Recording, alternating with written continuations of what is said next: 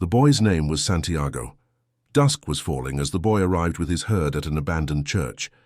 The roof had fallen in long ago, and an enormous sycamore had grown on the spot where the sacristy had once stood. He decided to spend the night there. He saw to it that all the sheep entered through the ruined gate, and then laid some planks across it, to prevent the flock from wandering away during the night. There were no wolves in the region, but once an animal had strayed during the night, and the boy had had to spend the entire next day searching for it. He swept the floor with his jacket and lay down, using the book he had just finished reading as a pillow. He told himself that he would have to start reading thicker books. They lasted longer and made more comfortable pillows. It was still dark when he awoke, and looking up he could see the stars through the half-destroyed roof. I wanted to sleep a little longer, he thought. He had had the same dream that night as a week ago, and once again he had awakened before it ended. He arose and, taking up his crook, began to awaken the sheep that still slept. He had noticed that as soon as he awoke, most of his animals also began to stir. It was as if some mysterious energy bound his life to that of the sheep, with whom he had spent the past 2 years, leading them through the countryside in search of food and water. "They are so used to me that they know my schedule," he muttered. Thinking about that for a moment, he realized that it could be the other way around, that it was he who had become accustomed to their schedule. But there were certain of them who took a bit longer to awaken. The boy prodded them one by one with his crook, calling each by name. He had always believed that the sheep were able to understand what he said, so there were times when he read them parts of his books that had made an impression on him, or when he would tell them of the loneliness or the happiness of a shepherd in the fields. Sometimes he would comment to them on the things he had seen in the villages they passed, but for the past few days he had spoken to them about only one thing: the girl, the daughter of a merchant who lived in the village they would reach in about 4 days. He had been to the village only once the year before. The merchant was the proprietor of a dry goods shop, and he always demanded that the sheep be sheared in his presence so that he would not be cheated. A friend had told the boy about the shop, and he had taken his sheep there. "I need to sell some wool," the boy told the merchant. The shop was busy, and the man asked the shepherd to wait until the afternoon. So the boy sat on the steps of the shop and took a book from his bag. "I didn't know shepherds knew how to read," said a girl's voice behind him. The girl was typical of the region of Andalusia, with flowing black hair and eyes that vaguely recalled the Moorish conquerors. "Well, usually I learn more from my sheep than from books," he answered. During the 2 hours that they talked, she told him she was the merchant's daughter, and spoke of life in the village, where each day was like all the others. The shepherd told her of the Andalusian countryside and related the news from the other towns where he had stopped. It was a pleasant change from talking to his sheep. "How did you learn to read?" the girl asked at one point. "Like everybody learns," he said. "In school?" "Well, if you know how to read, why are you just a shepherd?" The boy mumbled an answer that allowed him to avoid responding to her question. He was sure the girl would never understand. He went on telling stories about his travels, and her bright Moorish eyes went wide with fear and surprise. As the time passed, the boy found himself wishing that the day would never end, that her father would stay busy and keep him waiting for 3 days. He recognized that he was feeling something he had never experienced before, the desire to live in one place forever. With the girl with the raven hair, his days would never be the same again. But finally the merchant appeared and asked the boy to shear 4 sheep. He paid for the wool and asked the shepherd to come back the following year. And now it was only 4 days before he would be back in that same village. He was excited and at the same time uneasy. Maybe the girl had already forgotten him. Lots of shepherds passed through selling their wool. "It doesn't matter," he said to his sheep. "I know other girls in other places." But in his heart he knew that it did matter, and he knew that shepherds, like seamen and like traveling salesmen, always found a town where there was someone who could make them forget the joys of carefree wandering. The day was dawning, and the shepherd urged his sheep in the direction of the sun. "They never have to make any decisions," he thought. "Maybe that's why they always stay close to me." The only things that concerned the sheep were food and water. As long as the boy knew how to find the best pastures in Andalusia, they would be his friends. Yes, their days were all the same, with the seemingly endless hours between sunrise and dusk. And they had never read a book in their young lives, and didn't understand when the boy told them about the sights of the cities. They were content with just food and water, and in exchange they generously gave of their wool their company, and once in a while their meat. If I became a monster today, and decided to kill them one by one, they would become aware only after most of the flock had been slaughtered, thought the boy. They trust me, and they've forgotten how to rely on their own instincts because I lead them to nourishment. The boy was surprised at his thoughts. Maybe the church, with the sycamore growing from within, had been haunted. It had caused him to have the same dream for a second time, and it was causing him to feel anger toward his faithful companions. He drank a bit from the wine that remained from his dinner of the night before, and he gathered his jacket closer to his body.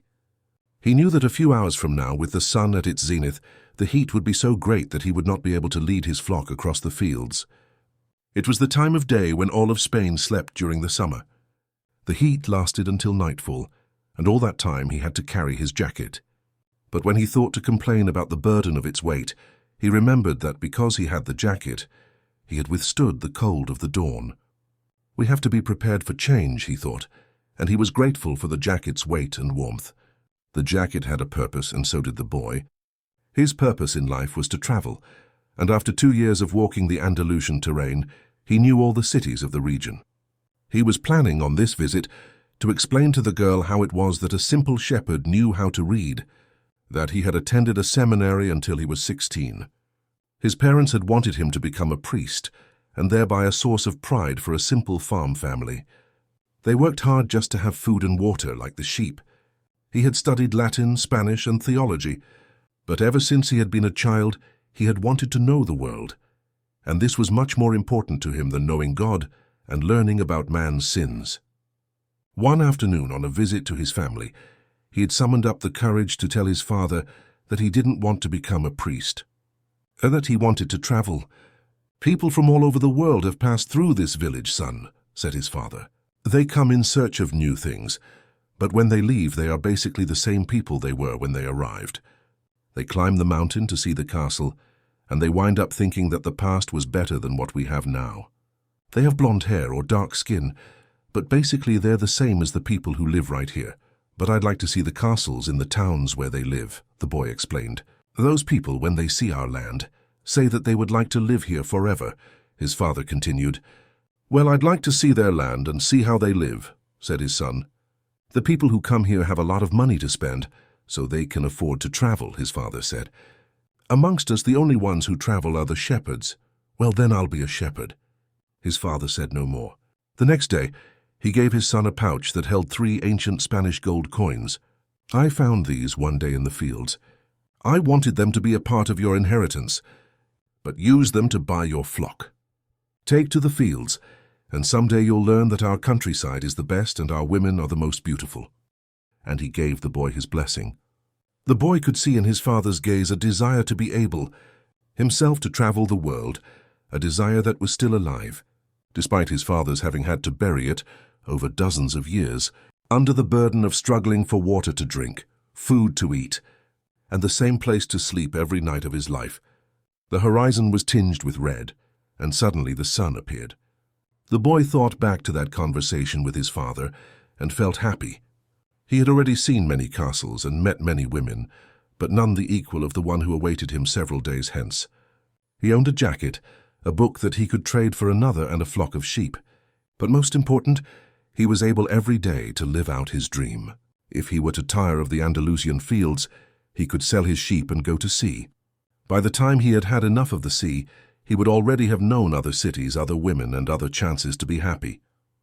"I couldn't have found God in the seminary," he thought, as he looked at the sunrise. Whenever he could, he sought out a new road to travel. He had never been to that ruined church before, in spite of having traveled through those parts many times. The world was huge and inexhaustible. He had only to allow his sheep to set the route for a while, and he would discover other interesting things. The problem is that they don't even realize that they're walking a new road every day. They don't see that the fields are new and the seasons change. All they think about is food and water. "Maybe we're all that way," the boy mused. "Even me. I haven't thought of other women since I met the merchant's daughter." Looking at the sun, he calculated that he would reach Tarifa before midday. There he could exchange his book for a thicker one, fill his wine bottle, shave, and have a haircut. He had to prepare himself for his meeting with the girl, and he didn't want to think about the possibility that some other shepherd, with a larger flock of sheep, had arrived there before him and asked for her hand. It's the possibility of having a dream come true that makes life interesting, he thought, as he looked again at the position of the sun and hurried his pace. He had suddenly remembered that in Tarifa there was an old woman who interpreted dreams. The old woman led the boy to a room at the back of her house. It was separated from her living room by a curtain of colored beads.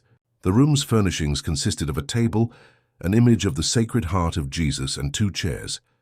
The woman sat down and told him to be seated as well. Then she took both of his hands in hers and began quietly to pray. It sounded like a gypsy prayer. The boy had already had experience on the road with gypsies. They also traveled, but they had no flocks of sheep. People said that gypsies spent their lives tricking others. It was also said that they had a pact with the devil, and that they kidnapped children and, taking them away to their mysterious camps, made them their slaves. As a child, the boy had always been frightened to death that he would be captured by gypsies, and this childhood fear returned when the old woman took his hands in hers. But she has the Sacred Heart of Jesus there, he thought, trying to reassure himself. He didn't want his hand to begin trembling, showing the old woman that he was fearful. He recited an Our Father silently. "Very interesting," said the woman, never taking her eyes from the boy's hands, and then she fell silent. The boy was becoming nervous. His hands began to tremble, and the woman sensed it. He quickly pulled his hands away. "I didn't come here to have you read my palm," he said, already regretting having come. He thought for a moment that it would be better to pay her fee and leave without learning a thing, that he was giving too much importance to his recurrent dream. "You came so that you could learn about your dreams," said the old woman, "and dreams are the language of God. When he speaks in our language, I can interpret what he has said. But if he speaks in the language of the soul, it is only you who can understand. But whichever it is, I'm going to charge you for the consultation." Another trick, the boy thought, but he decided to take a chance. A shepherd always takes his chances with wolves and with drought, and that's what makes a shepherd's life exciting. "I have had the same dream twice," he said. "I dreamed that I was in a field with my sheep, when a child appeared and began to play with the animals. I don't like people to do that, because the sheep are afraid of strangers. But children always seem to be able to play with them without frightening them. I don't know why. I don't know how animals know the age of human beings." "Tell me more about your dream," said the woman. "I have to get back to my cooking, and since you don't have much money, I can't give you a lot of time." "The child went on playing with my sheep for quite a while," continued the boy, a bit upset. "And suddenly the child took me by both hands and transported me to the Egyptian pyramids." He paused for a moment to see if the woman knew what the Egyptian pyramids were, but she said nothing. "Then at the Egyptian pyramids," he said the last 3 words slowly, so that the old woman would understand, "the child said to me, 'If you come here, you will find a hidden treasure.' And just as she was about to show me the exact location, I woke up. Both times." The woman was silent for some time. Then she again took his hands and studied them carefully. "I'm not going to charge you anything now," she said, "but I want 1/10 of the treasure if you find it." The boy laughed out of happiness. He was going to be able to save the little money he had because of a dream about hidden treasure. "Well, interpret the dream," he said. "First, swear to me. Swear that you will give me 1/10 of your treasure in exchange for what I am going to tell you." The shepherd swore that he would. The old woman asked him to swear again while looking at the image of the Sacred Heart of Jesus. "It's a dream in the language of the world," she said. "I can interpret it, but the interpretation is very difficult. That's why I feel that I deserve a part of what you find. And this is my interpretation. You must go to the pyramids in Egypt. I have never heard of them, but if it was a child who showed them to you, they exist. There you will find a treasure that will make you a rich man." The boy was surprised and then irritated. He didn't need to seek out the old woman for this. But then he remembered that he wasn't going to have to pay anything. "I didn't need to waste my time just for this," he said. "I told you that your dream was a difficult one. It's the simple things in life that are the most extraordinary. Only wise men are able to understand them. And since I am not wise, I have had to learn other arts, such as the reading of palms. Well, how am I going to get to Egypt? I only interpret dreams. I don't know how to turn them into reality. So that's why I have to live off what my daughters provide me with. And what if I never get to Egypt? Then I don't get paid. It wouldn't be the first time. And the woman told the boy to leave, saying she had already wasted too much time with him. So the boy was disappointed. He decided that he would never again believe in dreams. He remembered that he had a number of things he had to take care of. He went to the market for something to eat. He traded his book for one that was thicker, and he found a bench in the plaza where he could sample the new wine he had bought. The day was hot and the wine was refreshing. The sheep were at the gates of the city, in a stable that belonged to a friend. The boy knew a lot of people in the city. That was what made traveling appeal to him. He always made new friends, and he didn't need to spend all of his time with them. When someone sees the same people every day, as had happened with him at the seminary, they wind up becoming a part of that person's life. And then they want the person to change. If someone isn't what others want them to be, the others become angry. Everyone seems to have a clear idea of how other people should lead their lives, but none about his or her own. He decided to wait until the sun had sunk a bit lower in the sky before following his flock back through the fields. 3 days from now, he would be with the merchant's daughter. He started to read the book he had bought. On the very first page, it described a burial ceremony, and the names of the people involved were very difficult to pronounce. If he ever wrote a book, he thought, he would present one person at a time, so that the reader wouldn't have to worry about memorizing a lot of names. When he was finally able to concentrate on what he was reading, he liked the book better. The burial was on a snowy day, and he welcomed the feeling of being cold.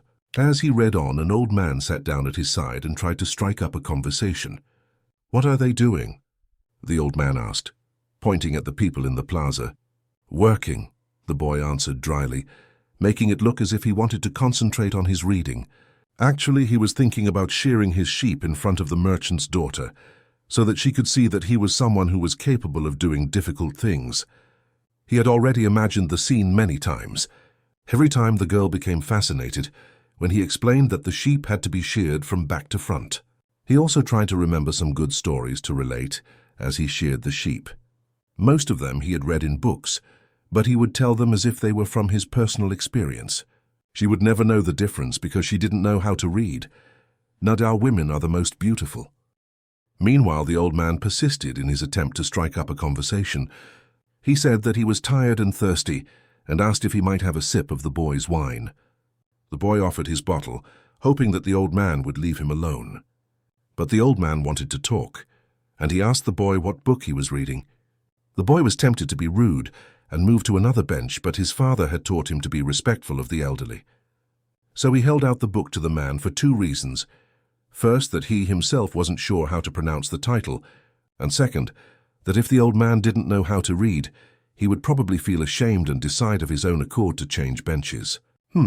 Said the old man, looking at all sides of the book, as if it was some strange object.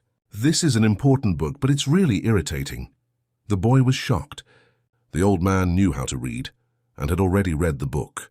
And if the book was irritating, as the old man had said, the boy still had time to change it for another. "It's a book that says the same thing almost all the other books in the world say," continued the old man. "It describes people's inability to choose their own personal legends, and it ends up saying that everyone believes the world's greatest lie." "What's the world's greatest lie?" the boy asked, completely surprised. "It's this, that at a certain point in our lives we lose control of what's happening to us, and our lives become controlled by fate. That's the world's greatest lie."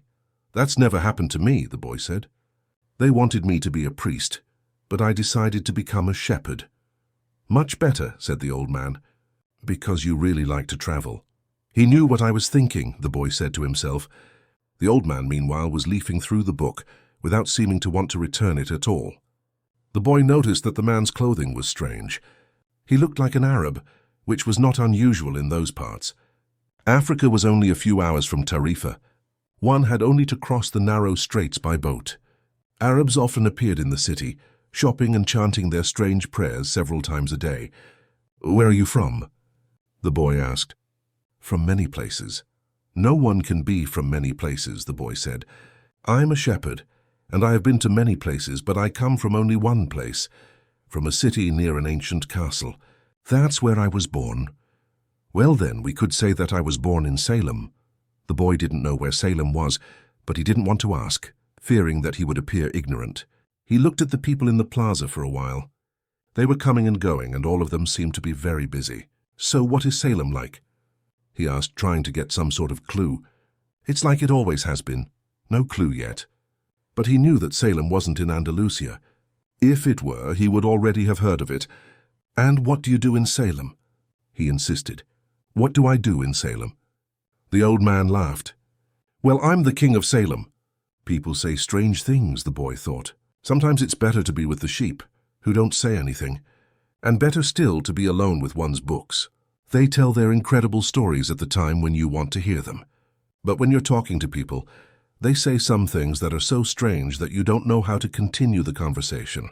"My name is Melchizedek," said the old man. "How many sheep do you have?" "Enough," said the boy. He could see that the old man wanted to know more about his life. "Well then, we've got a problem. I can't help you if you feel you've got enough sheep." The boy was getting irritated. He wasn't asking for help. It was the old man who had asked for a drink of his wine and had started the conversation. "Give me my book," the boy said. "I have to go and gather my sheep and get going." "Give me 1/10 of your sheep," said the old man, "and I'll tell you how to find the hidden treasure." The boy remembered his dream, and suddenly everything was clear to him. The old woman hadn't charged him anything, but the old man, maybe he was her husband, was going to find a way to get much more money in exchange for information about something that didn't even exist. The old man was probably a gypsy too. But before the boy could say anything, the old man leaned over, picked up a stick, and began to write in the sand of the plaza. Something bright reflected from his chest with such intensity that the boy was momentarily blinded. With a movement that was too quick for someone his age, the man covered whatever it was with his cape. When his vision returned to normal, the boy was able to read what the old man had written in the sand. There in the sand of the plaza of that small city, the boy read the names of his father and his mother, and the name of the seminary he had attended. He read the name of the merchant's daughter, which he hadn't even known, and he read things he had never told anyone. "I'm the king of Salem," the old man had said. "Why would a king be talking with a shepherd?" the boy asked, awed and embarrassed. "For several reasons. But let's say that the most important is that you have succeeded in discovering your personal legend." The boy didn't know what a person's personal legend was. It's what you have always wanted to accomplish. Everyone, when they are young, knows what their personal legend is. At that point in their lives, everything is clear and everything is possible. They are not afraid to dream, and to yearn for everything they would like to see happen to them in their lives. But as time passes, a mysterious force begins to convince them that it will be impossible for them to realize their personal legend. None of what the old man was saying made much sense to the boy, but he wanted to know what the mysterious force was. The merchant's daughter would be impressed when he told her about that. It's a force that appears to be negative, but actually shows you how to realize your personal legend. It prepares your spirit and your will, because there is one great truth on this planet. Whoever you are, or whatever it is that you do, when you really want something, it's because that desire originated in the soul of the universe. So it's your mission on Earth, even when all you want to do is travel, or marry the daughter of a textile merchant. Yes, or even search for treasure. The soul of the world is nourished by people's happiness, and also by unhappiness, envy, and jealousy. To realize one's personal legend is a person's only real obligation. All things are one. And when you want something, all the universe conspires in helping you to achieve it. They were both silent for a time, observing the plaza and the townspeople. It was the old man who spoke first. "Why do you tend a flock of sheep?" "Because I like to travel." The old man pointed to a baker standing in his shop window at one corner of the plaza. When he was a child, that man wanted to travel too, but he decided first to buy his bakery and put some money aside. When he's an old man, he's going to spend a month in Africa. He never realized that people are capable, at any time in their lives, of doing what they dream of. He should have decided to become a shepherd, the boy said. "Well, he thought about that," the old man said. "But bakers are more important people than shepherds. Bakers have homes, while shepherds sleep out in the open. Parents would rather see their children marry bakers than shepherds." The boy felt a pang in his heart, thinking about the merchant's daughter. There was surely a baker in her town. The old man continued, "In the long run, what people think about shepherds and bakers becomes more important for them than their own personal legends." The old man leafed through the book and fell to reading a page he came to. The boy waited, and then interrupted the old man just as he himself had been interrupted. "Why are you telling me all this?" "Because you are trying to realize your personal legend, and you are at the point where you're about to give it all up. And that's when you always appear on the scene. Not always in this way, but I always appear in one form or another. Sometimes I appear in the form of a solution or a good idea. At other times, at a crucial moment, I make it easier for things to happen. There are other things I do too, but most of the time people don't realize I've done them." The old man related that, the week before, he had been forced to appear before a miner, and had taken the form of a stone. The miner had abandoned everything to go mining for emeralds. For 5 years, he had been working a certain river, and had examined hundreds of thousands of stones looking for an emerald. The miner was about to give it all up, right at the point when, if he were to examine just one more stone, just one more, he would find his emerald. Since the miner had sacrificed everything to his personal legend, the old man decided to become involved. He transformed himself into a stone that rolled up to the miner's foot.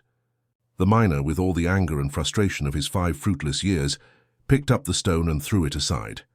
But he had thrown it with such force that it broke the stone it fell upon, and there, embedded in the broken stone, was the most beautiful emerald in the world. "People learn early in their lives what is their reason for being," said the old man with a certain bitterness. "Maybe that's why they give up on it so early too. But that's the way it is." The boy reminded the old man that he had said something about hidden treasure. "Treasure is uncovered by the force of flowing water, and it is buried by the same currents," said the old man. "If you want to learn about your own treasure, you will have to give me 1/10 of your flock." "What about 1/10 of my treasure?" The old man looked disappointed. "If you start out by promising what you don't even have yet, you'll lose your desire to work toward getting it."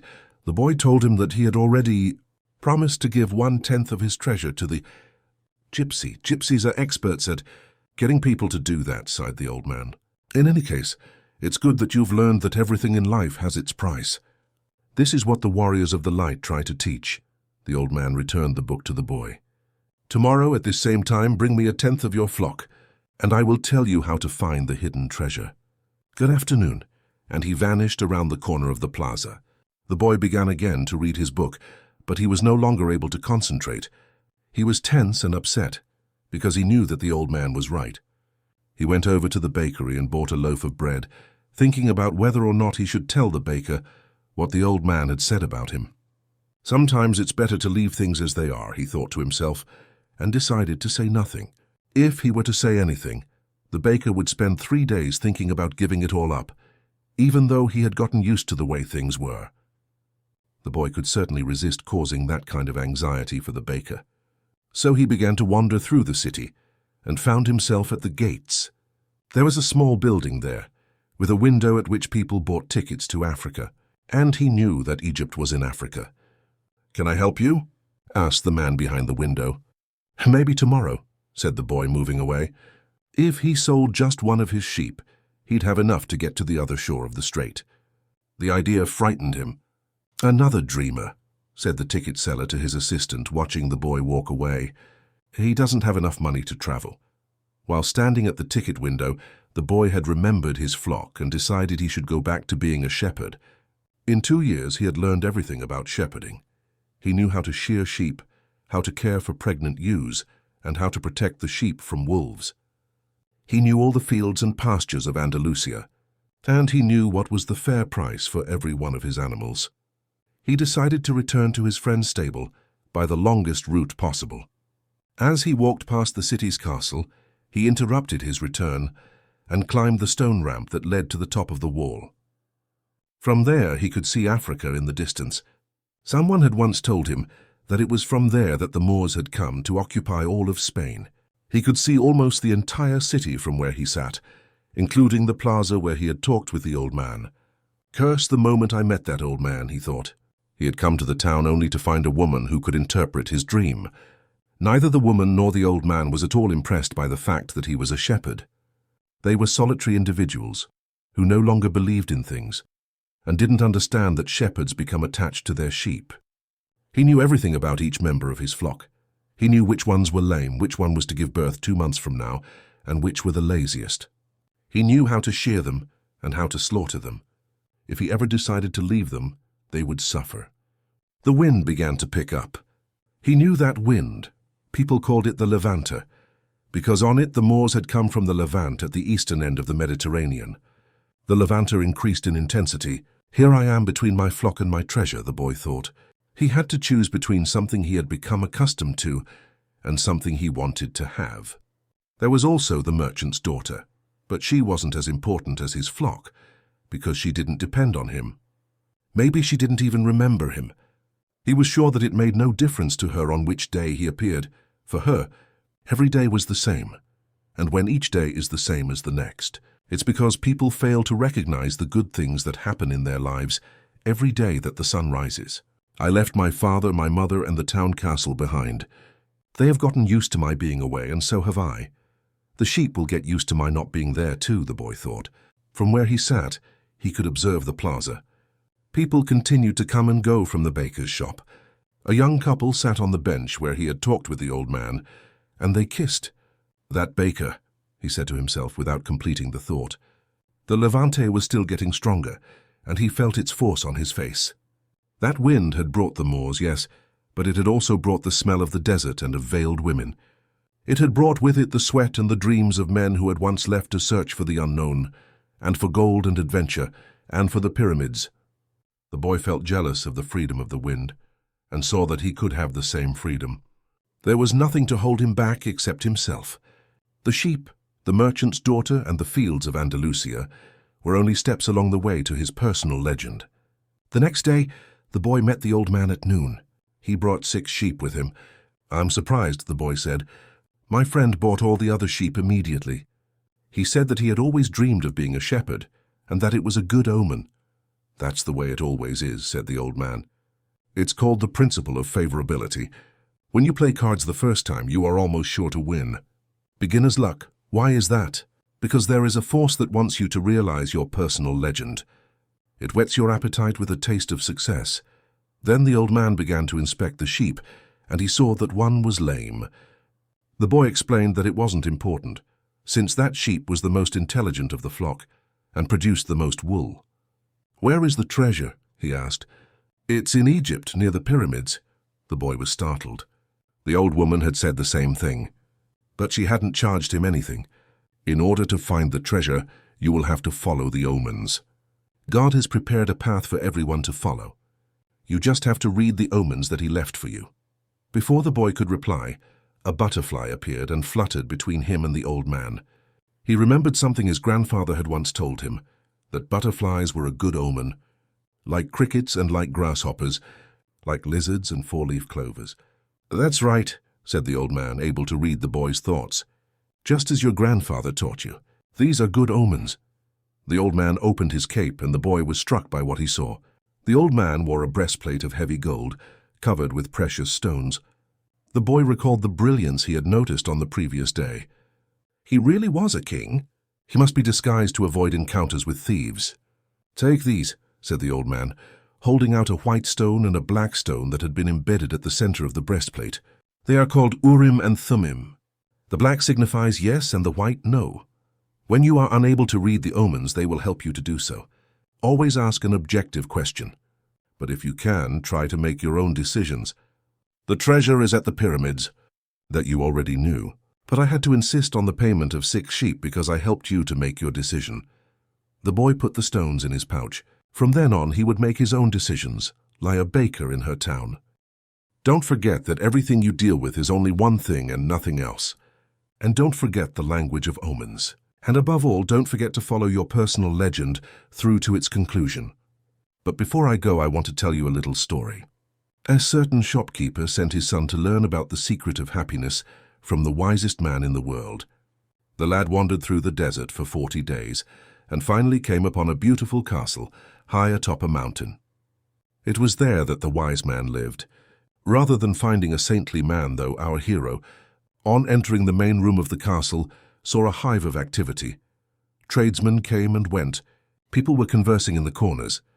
A small orchestra was playing soft music, and there was a table covered with platters of the most delicious food in that part of the world.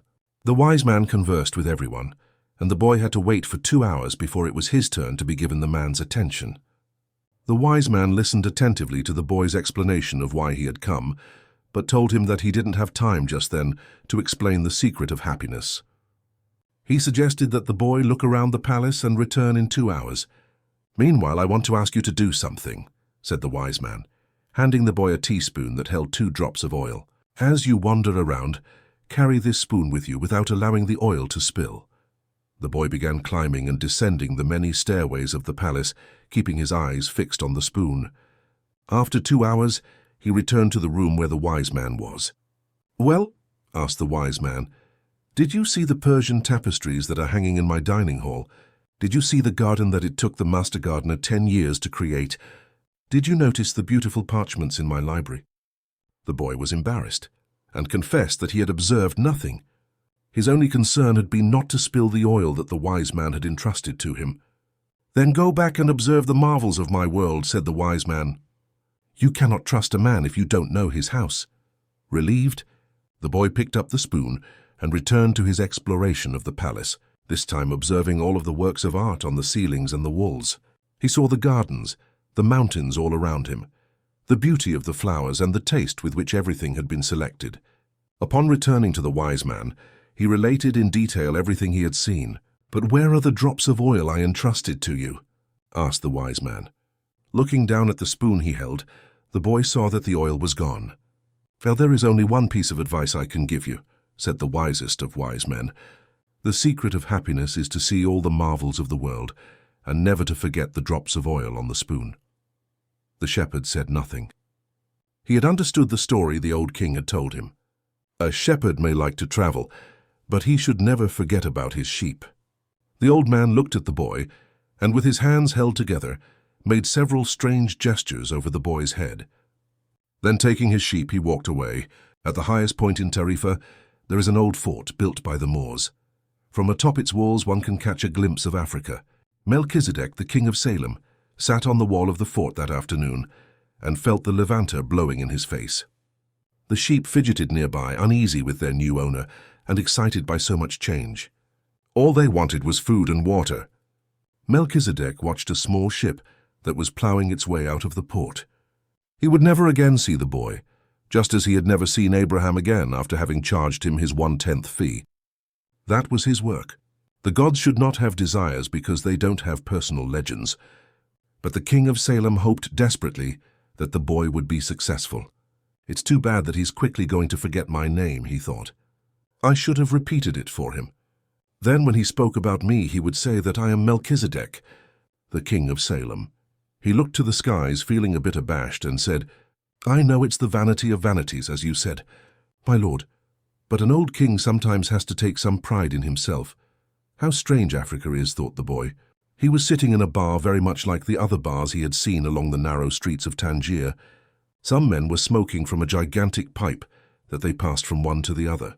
In just a few hours he had seen men walking hand in hand, women with their faces covered, and priests that climbed to the tops of towers and chanted, as everyone about him went to their knees and placed their foreheads on the ground.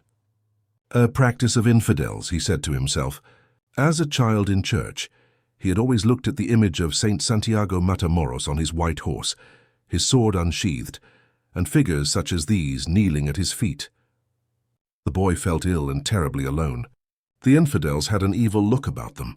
Besides this, in the rush of his travels, he had forgotten a detail, just one detail, which could keep him from his treasure for a long time. Only Arabic was spoken in this country. The owner of the bar approached him, and the boy pointed to a drink that had been served at the next table. It turned out to be a bitter tea. The boy preferred wine, but he didn't need to worry about that right now. What he had to be concerned about was his treasure and how he was going to go about getting it.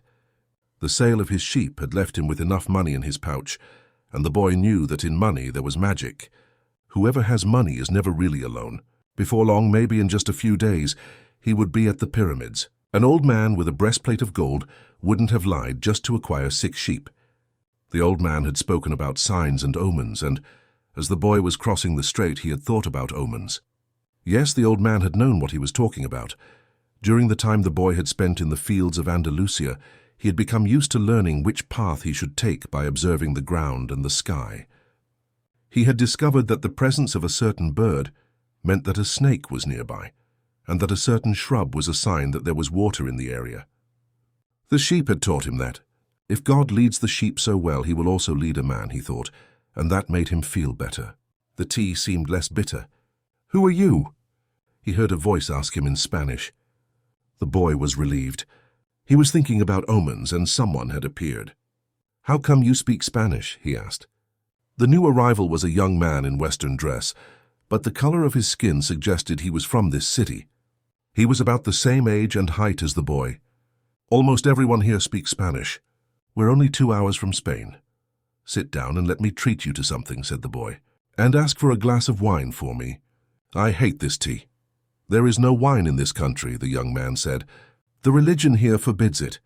The boy told him then that he needed to get to the pyramids. He almost began to tell about his treasure, but decided not to do so.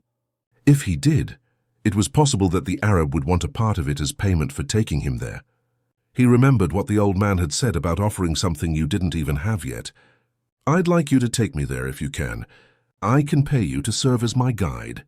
"Do you have any idea how to get there?" the newcomer asked. The boy noticed that the owner of the bar stood nearby, listening attentively to their conversation. He felt uneasy at the man's presence, but he had found a guide and didn't want to miss out on an opportunity. "You'll have to cross the entire Sahara Desert," said the young man. "And to do that, you need money. I need to know whether you have enough." The boy thought it a strange question, but he trusted in the old man, who had said that when you really want something, the universe always conspires in your favor. He took his money from his pouch and showed it to the young man. The owner of the bar came over and looked as well. The two men exchanged some words in Arabic, and the bar owner seemed irritated. "Let's get out of here," said the new arrival. "He wants us to leave." The boy was relieved. He got up to pay the bill, but the owner grabbed him and began to speak to him in an angry stream of words. The boy was strong and wanted to retaliate, but he was in a foreign country. His new friend pushed the owner aside and pulled the boy outside with him. "He wanted your money," he said. "Tangier is not like the rest of Africa. This is a port, and every port has its thieves." The boy trusted his new friend. He had helped him out in a dangerous situation. He took out his money and counted it. "We could get to the pyramids by tomorrow," said the other, taking the money. "But I have to buy 2 camels." They walked together through the narrow streets of Tangier. Everywhere there were stalls with items for sale. They reached the center of a large plaza where the market was held. There were thousands of people there, arguing, selling, and buying, vegetables for sale amongst daggers, and carpets displayed alongside tobacco. But the boy never took his eye off his new friend. After all, he had all his money. He thought about asking him to give it back, but decided that would be unfriendly. He knew nothing about the customs of the strange land he was in. "I'll just watch him," he said to himself. He knew he was stronger than his friend. Suddenly, there in the midst of all that confusion, he saw the most beautiful sword he had ever seen. The scabbard was embossed in silver, and the handle was black and encrusted with precious stones. The boy promised himself that when he returned from Egypt, he would buy that sword. "Ask the owner of that stall how much the sword costs," he said to his friend. Then he realized that he had been distracted for a few moments, looking at the sword.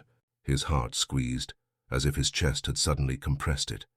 He was afraid to look around because he knew what he would find.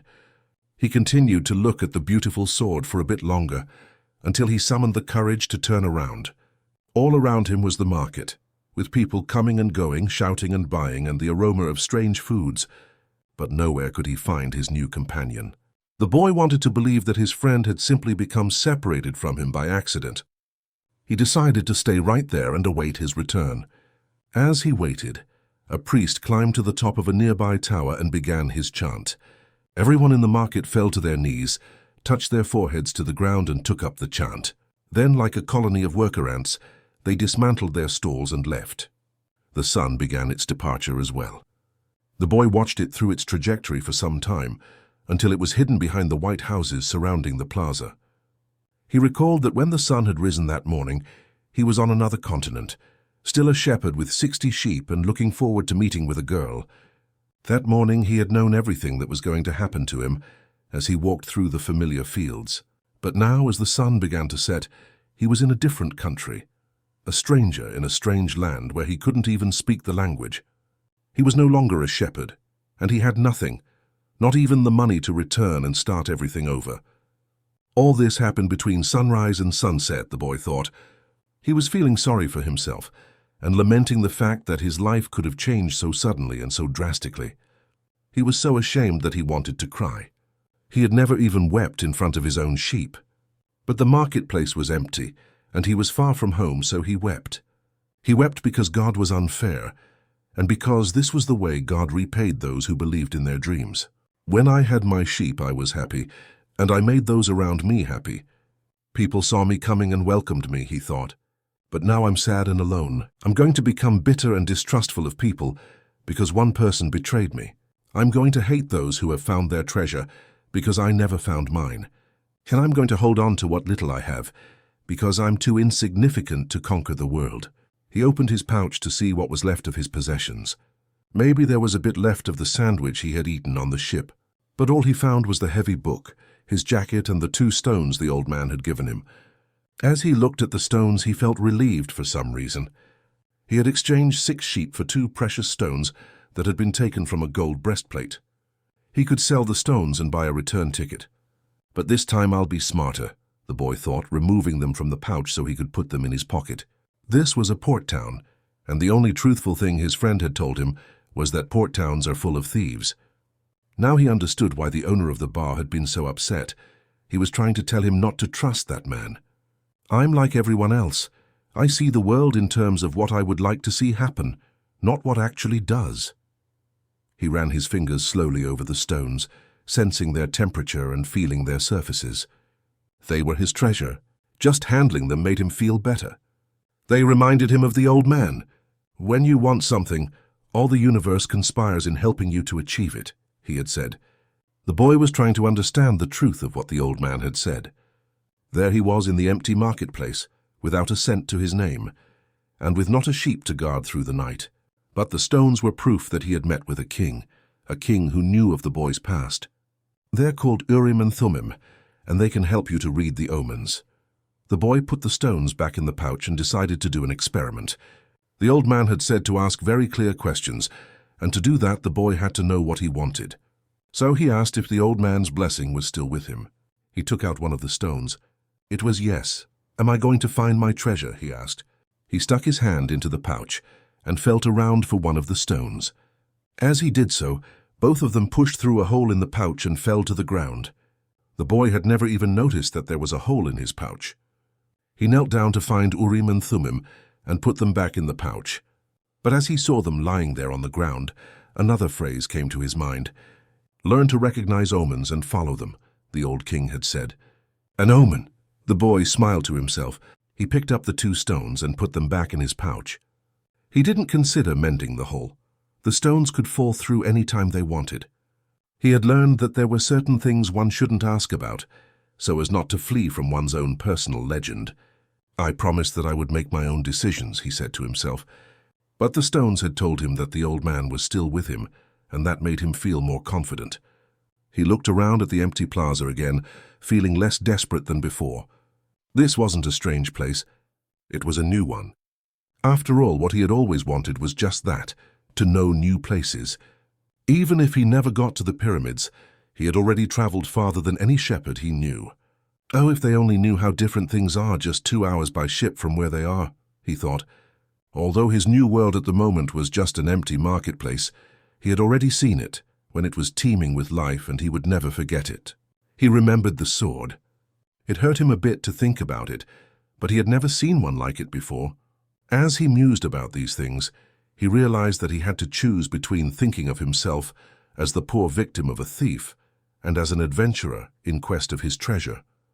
I'm an adventurer looking for treasure, he said to himself. He was shaken into wakefulness by someone. He had fallen asleep in the middle of the marketplace, and life in the plaza was about to resume. Looking around, he sought his sheep, and then realized that he was in a new world. But instead of being saddened, he was happy. He no longer had to seek out food and water for the sheep. He could go in search of his treasure instead. He had not a cent in his pocket, but he had faith. He had decided the night before that he would be as much an adventurer as the ones he had admired in books. He walked slowly through the market. The merchants were assembling their stalls, and the boy helped a candy seller to do his. The candy seller had a smile on his face. He was happy, aware of what his life was about and ready to begin a day's work. His smile reminded the boy of the old man, the mysterious old king he had met. This candy merchant isn't making candy so that later he can travel or marry a shopkeeper's daughter. He's doing it because it's what he wants to do, thought the boy. He realized that he could do the same thing the old man had done, sense whether a person was near to or far from his personal legend. Just by looking at them. It's easy, and yet I've never done it before, he thought. When the stall was assembled, the candy seller offered the boy the first sweet he had made for the day. The boy thanked him, ate it, and went on his way. When he had gone only a short distance, he realized that, while they were erecting the stall, one of them had spoken Arabic and the other Spanish. And they had understood each other perfectly well. There must be a language that doesn't depend on words, the boy thought. I've already had that experience with my sheep, and now it's happening with people. He was learning a lot of new things. Some of them were things that he had already experienced, and weren't really new but that he had never perceived before. And he hadn't perceived them because he had become accustomed to them. He realized, if I can learn to understand this language without words, I can learn to understand the world. Relaxed and unhurried, he resolved that he would walk through the narrow streets of Tangier. Only in that way would he be able to read the omens. He knew it would require a lot of patience, but shepherds know all about patience. Once again he saw that in that strange land he was applying the same lessons he had learned with his sheep. All things are one, the old man had said. The crystal merchant awoke with the day and felt the same anxiety that he felt every morning. He had been in the same place for 30 years, a shop at the top of a hilly street where few customers passed. Now it was too late to change anything. The only thing he had ever learned to do was to buy and sell crystal glassware. There had been a time when many people knew of his shop. Arab merchants, French and English geologists, German soldiers who were always well-heeled. In those days it had been wonderful to be selling crystal, and he had thought how he would become rich and have beautiful women at his side as he grew older. But as time passed, Tangier had changed. The nearby city of Ceuta had grown faster than Tangier, and business had fallen off. Neighbors moved away, and there remained only a few small shops on the hill.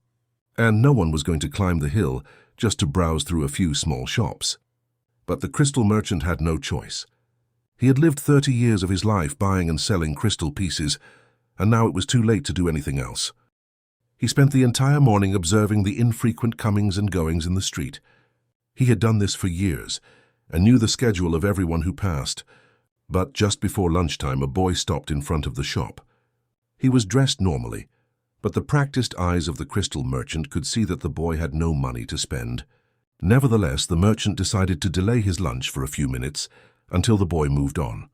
A card hanging in the doorway announced that several languages were spoken in the shop. The boy saw a man appear behind the counter. "I can clean up those glasses in the window if you want," said the boy. "The way they look now, nobody is going to want to buy them." The man looked at him without responding. "In exchange, you could give me something to eat." The man still said nothing, and the boy sensed that he was going to have to make a decision. In his pouch he had his jacket. He certainly wasn't going to need it in the desert. Taking the jacket out, he began to clean the glasses. In half an hour he had cleaned all the glasses in the window, and as he was doing so, 2 customers had entered the shop and bought some crystal. When he had completed the cleaning, he asked the man for something to eat. "Let's go and have some lunch," said the crystal merchant. He put a sign on the door, and they went to a small cafe nearby. As they sat down at the only table in the place, the crystal merchant laughed. "You didn't have to do any cleaning," he said. "The Quran requires me to feed a hungry person." "Well then, why did you let me do it?" the boy asked. "Because the crystal was dirty, and both you and I needed to cleanse our minds of negative thoughts." When they had eaten, the merchant turned to the boy and said, "I'd like you to work in my shop. 2 customers came in today while you were working, and that's a good omen. People talk a lot about omens, thought the shepherd, but they really don't know what they're saying. Just as I hadn't realized that for so many years I had been speaking a language without words to my sheep. Do you want to go to work for me? The merchant asked. I can work for the rest of today, the boy answered. I'll work all night until dawn, and I'll clean every piece of crystal in your shop. In return, I need money to get to Egypt tomorrow. The merchant laughed. Even if you cleaned my crystal for an entire year, even if you earned a good commission selling every piece, you would still have to borrow money to get to Egypt. There are thousands of kilometers of desert between here and there. There was a moment of silence so profound that it seemed the city was asleep. No sound from the bazaars, no arguments among the merchants, no men climbing to the towers to chant. No hope, no adventure, no old kings or personal legends, no treasure and no pyramids. It was as if the world had fallen silent, because the boy's soul had... He sat there staring blankly through the door of the cafe, wishing that he had died, and that everything would end forever at that moment. The merchant looked anxiously at the boy. All the joy he had seen that morning had suddenly disappeared. I can give you the money you need to get back to your country, my son, said the crystal merchant. The boy said nothing. He got up, adjusted his clothing, and picked up his pouch. I'll work for you, he said. And after another long silence, he added, I need money to buy some sheep. The boy had been working for the crystal merchant for almost a month, and he could see that it wasn't exactly the kind of job that would make him happy. The merchant spent the entire day mumbling behind the counter, telling the boy to be careful with the pieces and not to break anything. But he stayed with the job because the merchant, although he was an old grouch, treated him fairly. The boy received a good commission for each piece he sold, and had already been able to put some money aside. That morning he had done some calculating. If he continued to work every day as he had been, he would need a whole year to be able to buy some sheep. I'd like to build a display case for the crystal, the boy said to the merchant. We could place it outside and attract those people who pass at the bottom of the hill. I've never had one before, the merchant answered. People will pass by and bump into it, and pieces will be broken. Well, when I took my sheep through the field, some of them might have died if we had come upon a snake. But that's the way life is with sheep and with shepherds. The merchant turned to a customer who wanted 3 crystal glasses. He was selling better than ever, as if time had turned back to the old days when the street had been one of Tangier's major attractions. Business has really improved, he said to the boy after the customer had left. I'm doing much better, and soon you'll be able to return to your sheep. Why ask more out of life? Because we have to respond to omens, the boy said, almost without meaning to. Then he regretted what he had said, because the merchant had never met the king. It's called the principle of favorability, beginner's luck. Because life wants you to achieve your personal legend, the old king had said. But the merchant understood what the boy had said. The boy's very presence in the shop was an omen, and as time passed and money was pouring into the cash drawer, he had no regrets about having hired the boy. The boy was being paid more money than he deserved because the merchant, thinking that sales wouldn't amount to much, had offered the boy a high commission rate. He had assumed he would soon return to his sheep. Why did you want to get to the pyramids? He asked, to get away from the business of the display. Because I've always heard about them, the boy answered, saying nothing about his dream. The treasure was now nothing but a painful memory, and he tried to avoid thinking about it. I don't know anyone around here who would want to cross the desert just to see the pyramids, said the merchant. They're just a pile of stones. You could build one in your backyard. You've never had dreams of travel, said the boy, turning to wait on a customer who had entered the shop. 2 days later, the merchant spoke to the boy about the display. I don't much like change, he said. You and I aren't like Hassan, that rich merchant.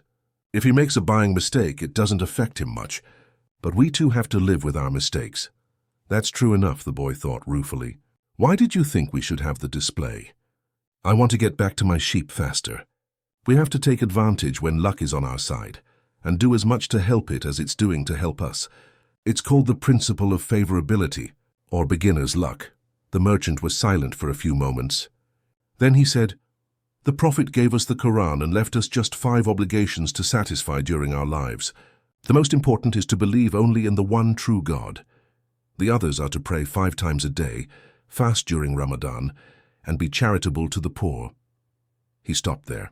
His eyes filled with tears as he spoke of the Prophet. He was a devout man, and even with all his impatience, he wanted to live his life in accordance with Muslim law. "What's the fifth obligation?" the boy asked. "2 days ago you said that I had never dreamed of travel," the merchant answered. "The fifth obligation of every Muslim is a pilgrimage. We are obliged, at least once in our lives, to visit the holy city of Mecca. Mecca is a lot farther away than the pyramids. When I was young, all I wanted to do was put together enough money to start this shop. I thought that someday I'd be rich and could go to Mecca. I began to make some money, but I could never bring myself to leave someone in charge of the shop. The crystals are delicate things. At the same time, people were passing my shop all the time, heading for Mecca. Some of them were rich pilgrims, traveling in caravans with servants and camels, but most of the people making the pilgrimage were poorer than I. All who went there were happy at having done so. They placed the symbols of the pilgrimage on the doors of their houses. One of them, a cobbler who made his living mending boots, said that he had traveled for almost a year through the desert, but that he got more tired when he had to walk through the streets of Tangier buying his leather. "Well, why don't you go to Mecca now?" asked the boy. "Because it's the thought of Mecca that keeps me alive. That's what helps me face these days that are all the same. These mute crystals on the shelves, and lunch and dinner at that same horrible cafe. I'm afraid that if my dream is realized, I'll have no reason to go on living. You dream about your sheep and the pyramids, but you're different from me because you want to realize your dreams. I just want to dream about Mecca. I've already imagined 1,000 times crossing the desert, arriving at the plaza of the sacred stone, the 7 times I walk around it before allowing myself to touch it. I've already imagined the people who would be at my side and those in front of me, and the conversations and prayers we would share. But I'm afraid that it would all be a disappointment, so I prefer just to dream about it." That day, the merchant gave the boy permission to build the display. Not everyone can see his dreams come true in the same way. 2 more months passed, and the shelf brought many customers into the crystal shop. The boy estimated that if he worked for 6 more months, he could return to Spain and buy 60 sheep, and yet another 60. In less than a year, he would have doubled his flock, and he would be able to do business with the Arabs, because he was now able to speak their strange language.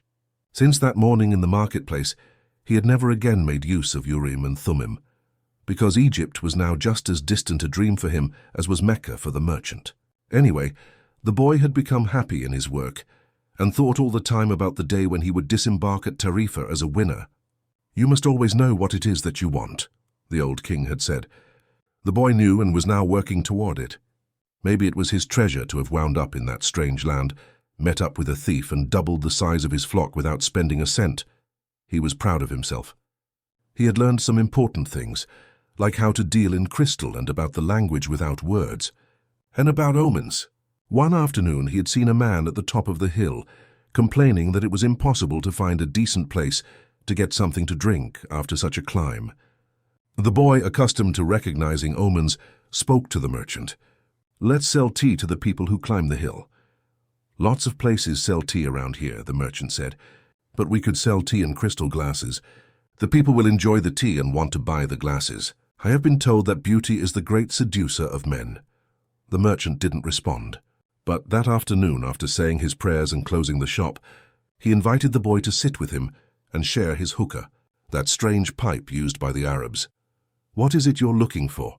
asked the old merchant. "I've already told you. I need to buy my sheep back, so I have to earn the money to do so." The merchant put some new coals in the hookah and inhaled deeply. "I've had this shop for 30 years. I know good crystal from bad, and everything else there is to know about crystal. I know its dimensions and how it behaves.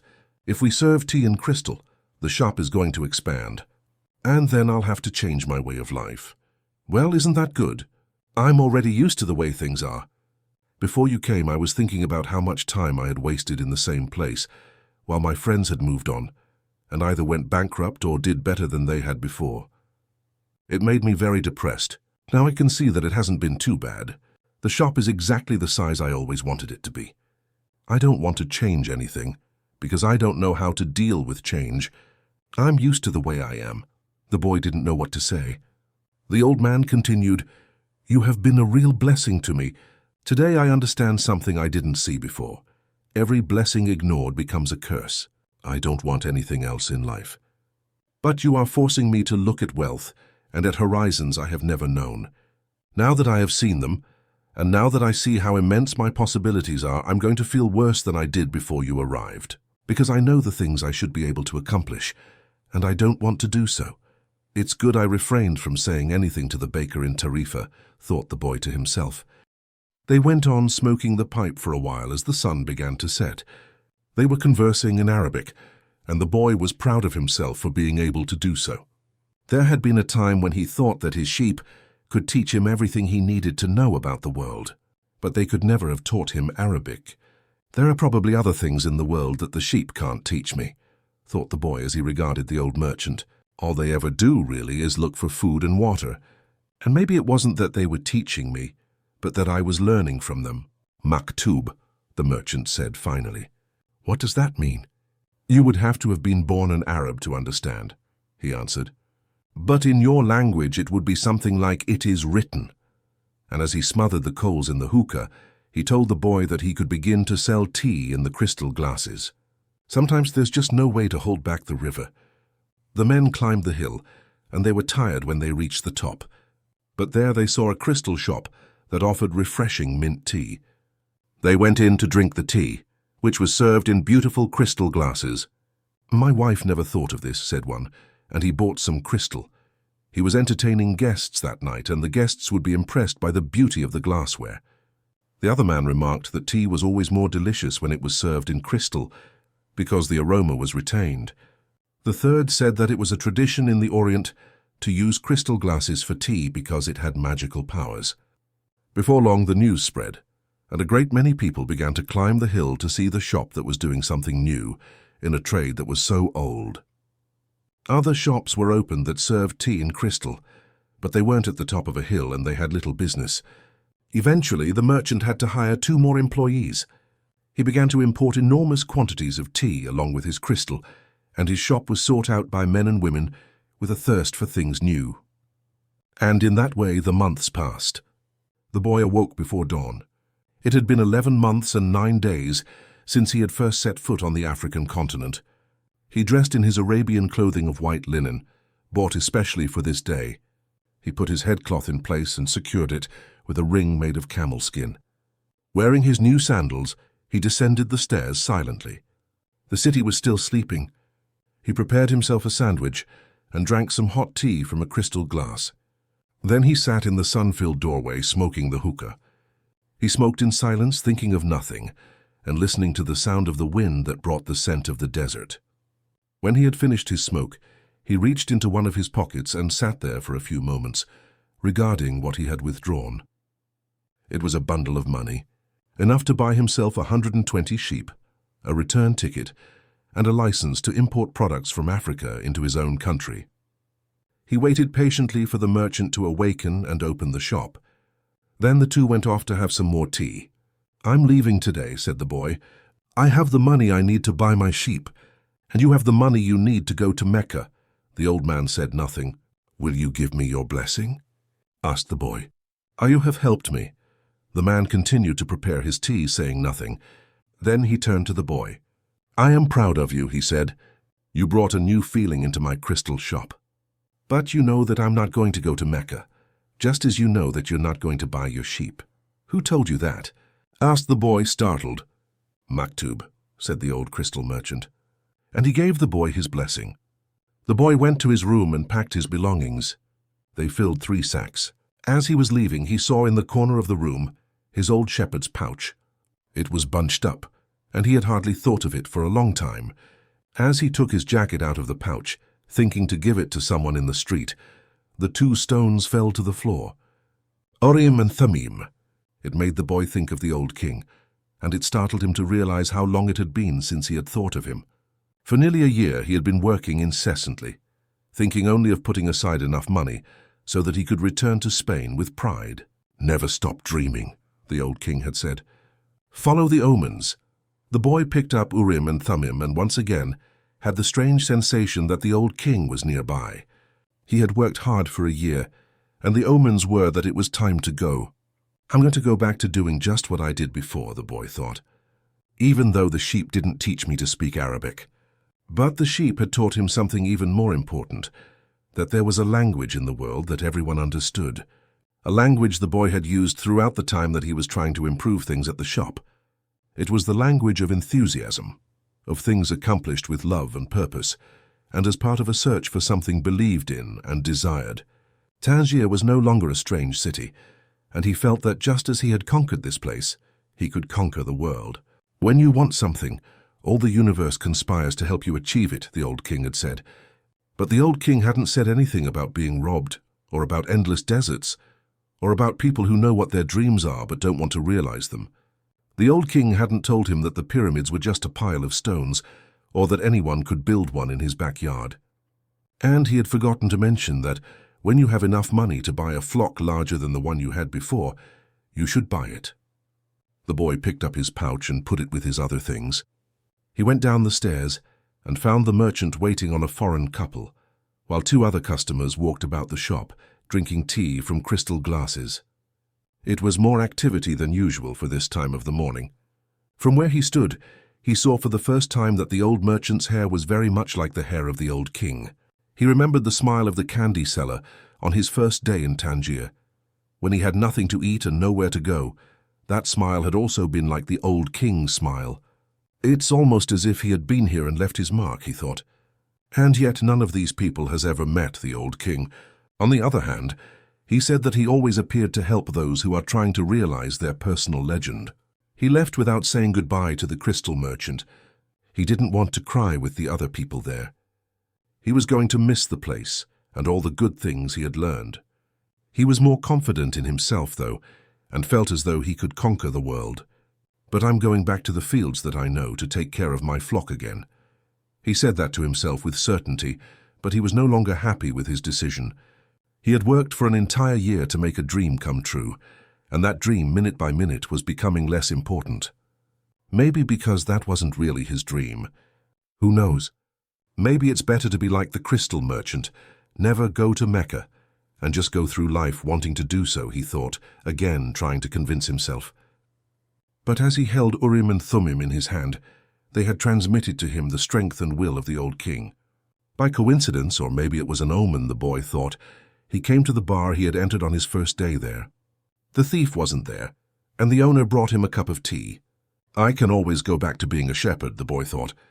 I learned how to care for sheep, and I haven't forgotten how that's done. But maybe I'll never have another chance to get to the pyramids in Egypt. The old man wore a breastplate of gold, and he knew about my past. He really was a king, a wise king. The hills of Andalusia were only 2 hours away, but there was an entire desert between him and the pyramids. Yet the boy felt that there was another way to regard his situation. He was actually 2 hours closer to his treasure. The fact that the 2 hours had stretched into an entire year didn't matter. I know why I want to get back to my flock, he thought. I understand sheep. They're no longer a problem, and they can be good friends. On the other hand, I don't know if the desert can be a friend, and it's in the desert that I have to search for my treasure. If I don't find it, I can always go home. I finally have enough money and all the time I need. Why not? He suddenly felt tremendously happy. He could always go back to being a shepherd. He could always become a crystal salesman again. Maybe the world had other hidden treasures, but he had a dream and he had met with a king. That doesn't happen to just anyone. He was planning as he left the bar. He had remembered that one of the crystal merchant's suppliers transported his crystal by means of caravans that crossed the desert. He held Urim and Thummim in his hand. Because of those 2 stones, he was once again on the way to his treasure. I am always nearby when someone wants to realize their personal legend, the old king had told him. What could it cost to go over to the supplier's warehouse and find out if the pyramids were really that far away? Far, thought the boy to himself. The Englishman was sitting on a bench in a structure that smelled of animals, sweat and dust. It was part warehouse, part corral. I never thought I'd end up in a place like this, he thought, as he leafed through the pages of a chemical journal. 10 years at the university, and here I am in a corral. But he had to move on. He believed in omens. All his life and all his studies were aimed at finding the one true language of the universe. First he had studied Esperanto, then the world's religions, and now it was alchemy. He knew how to speak Esperanto. He understood all the major religions well, but he wasn't yet an alchemist. He had unraveled the truths behind important questions, but his studies had taken him to a point beyond which he could not seem to go. He had tried in vain to establish a relationship with an alchemist. But the alchemists were strange people, who thought only about themselves and almost always refused to help him. Who knows, maybe they had failed to discover the secret of the masterwork, the philosopher's stone, and for this reason kept their knowledge to themselves. He had already spent much of the fortune left to him by his father, fruitlessly seeking the philosopher's stone. He had spent enormous amounts of time at the great libraries of the world, and had purchased all the rarest and most important volumes on alchemy. In one he had read that many years ago, a famous Arabian alchemist had visited Europe. It was said that he was more than 200 years old, and that he had discovered the philosopher's stone and the elixir of life. The Englishman had been profoundly impressed by the story. But he would never have thought it more than just a myth, had not a friend of his, returning from an archaeological expedition in the desert, told him about an Arab that was possessed of exceptional powers. "He lives at the Al-Fayoum oasis," his friend had said, "and people say that he is 200 years old and is able to transform any metal into gold." The Englishman could not contain his excitement. He cancelled all his commitments and pulled together the most important of his books, and now here he was, sitting inside a dusty, smelly warehouse. Outside, a huge caravan was being prepared for a crossing of the Sahara and was scheduled to pass through Al-Fayoum. "I'm going to find that damned alchemist," the Englishman thought, and the odor of the animals became a bit more tolerable. A young Arab, also loaded down with baggage, entered and greeted the Englishman. "Where are you bound?" asked the young Arab. "I'm going into the desert," the man answered, turning back to his reading. He didn't want any conversation at this point. What he needed to do was review all he had learned over the years, because the alchemist would certainly put him to the test. The young Arab took out a book and began to read. The book was written in Spanish. That's good, thought the Englishman. He spoke Spanish better than Arabic, and if this boy was going to Al-Fayoum, there would be someone to talk to when there were no other important things to do. "That's strange," said the boy, as he tried once again to read the burial scene that began the book. "I've been trying for 2 years to read this book, and I never get past these first few pages." Even without a king to provide an interruption, he was unable to concentrate.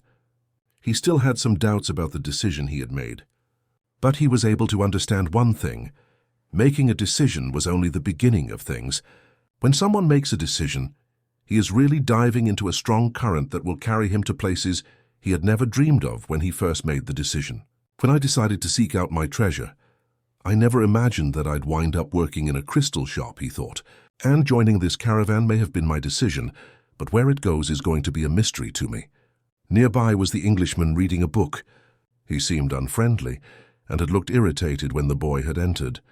They might even have become friends, but the Englishman closed off the conversation. The boy closed his book. He felt that he didn't want to do anything that might make him look like the Englishman. He took Urim and Thummim from his pocket and began playing with them.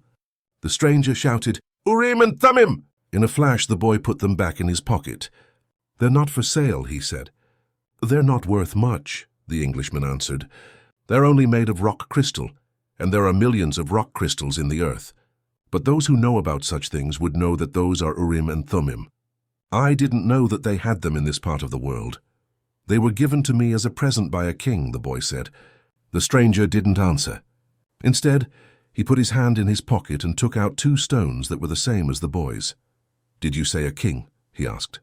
"I guess you don't believe that a king would talk to someone like me, a shepherd," he said, wanting to end the conversation. "Not at all. It was shepherds who were the first to recognize a king that the rest of the world refused to acknowledge. So it's not surprising that kings would talk to shepherds," and he went on, fearing that the boy wouldn't understand what he was talking about. "It's in the Bible, the same book that taught me about Urim and Thummim. These stones were the only form of divination permitted by God. The priests carried them in a golden breastplate." The boy was suddenly happy to be there at the warehouse. "Maybe this is an omen," said the Englishman half aloud. "Who told you about omens?" The boy's interest was increasing by the moment. "Everything in life is an omen," said the Englishman, now closing the journal he was reading. There is a universal language understood by everybody, but already forgotten. I'm in search of that universal language, among other things. That's why I'm here. I have to find a man who knows that universal language. An alchemist. The conversation was interrupted by the warehouse boss. You're in luck, you two, the fat Arab said. There's a caravan leaving today for Al-Fayoum. But I'm going to Egypt, the boy said. Al-Fayoum is in Egypt, said the Arab. What kind of Arab are you? That's a good luck omen, the Englishman said after the fat Arab had gone out.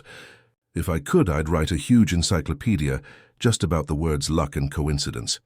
Here it's with those words that the universal language is written. He told the boy it was no coincidence that he had met him with Urim and Thummim in his hand. And he asked the boy if he too were in search of the alchemist. I'm looking for a treasure, said the boy, and he immediately regretted having said it. But the Englishman appeared not to attach any importance to it. In a way, so am I, he said. I don't even know what alchemy is, the boy was saying when the warehouse boss called to them to come outside. I'm the leader of the caravan, said a dark-eyed, bearded man. I hold the power of life and death for every person I take with me. The desert is a capricious lady, and sometimes she drives men crazy. There were almost 200 people gathered there, and 400 animals, camels, horses, mules, and fowl. In the crowd were women, children, and a number of men with swords at their belts and rifles slung on their shoulders. The Englishman had several suitcases filled with books. There was a babble of noise, and the leader had to repeat himself several times for everyone to understand what he was saying. There are a lot of different people here, and each has his own God. But the only God I serve is Allah, and in His name I swear that I will do everything possible once again to win out over the desert. But I want each and every one of you to swear by the God you believe in that you will follow my orders no matter what. In the desert, disobedience means death. There was a murmur from the crowd. Each was swearing quietly to his or her own God. The boy swore to Jesus Christ. The Englishman said nothing. And the murmur lasted longer than a simple vow would have. The people were also praying to heaven for protection. A long note was sounded on a bugle, and everyone mounted up. The boy and the Englishman had bought camels, and climbed uncertainly onto their backs. The boy felt sorry for the Englishman's camel, loaded down as he was with the cases of books. There's no such thing as coincidence, said the Englishman, picking up the conversation where it had been interrupted in the warehouse. I'm here because a friend of mine heard of an Arab who... But the caravan began to move, and it was impossible to hear what the Englishman was saying. The boy knew what he was about to describe, though. The mysterious chain that links one thing to another. The same chain that had caused him to become a shepherd, that had caused his recurring dream, that had brought him to a city near Africa, to find a king, and to be robbed in order to meet a crystal merchant, and... The closer one gets to realizing his personal legend, the more that personal legend becomes his true reason for being, thought the boy. The caravan moved toward the east. It traveled during the morning, halted when the sun was at its strongest, and resumed late in the afternoon. The boy spoke very little with the Englishman, who spent most of his time with his books. The boy observed in silence the progress of the animals and people across the desert. Now everything was quite different from how it was that day they had set out.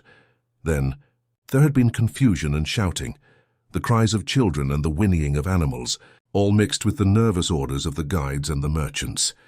But in the desert, there was only the sound of the eternal wind and of the hoofbeats of the animals. Even the guides spoke very little to one another. I've crossed these sands many times, said one of the camel drivers one night, but the desert is so huge and the horizon so distant that they make a person feel small and as if he should remain silent. The boy understood intuitively what he meant, even without ever having set foot in the desert before. Whenever he saw the sea or a fire, he fell silent, impressed by their elemental force. I've learned things from the sheep and I've learned things from crystal, he thought. I can learn something from the desert too. It seems old and wise.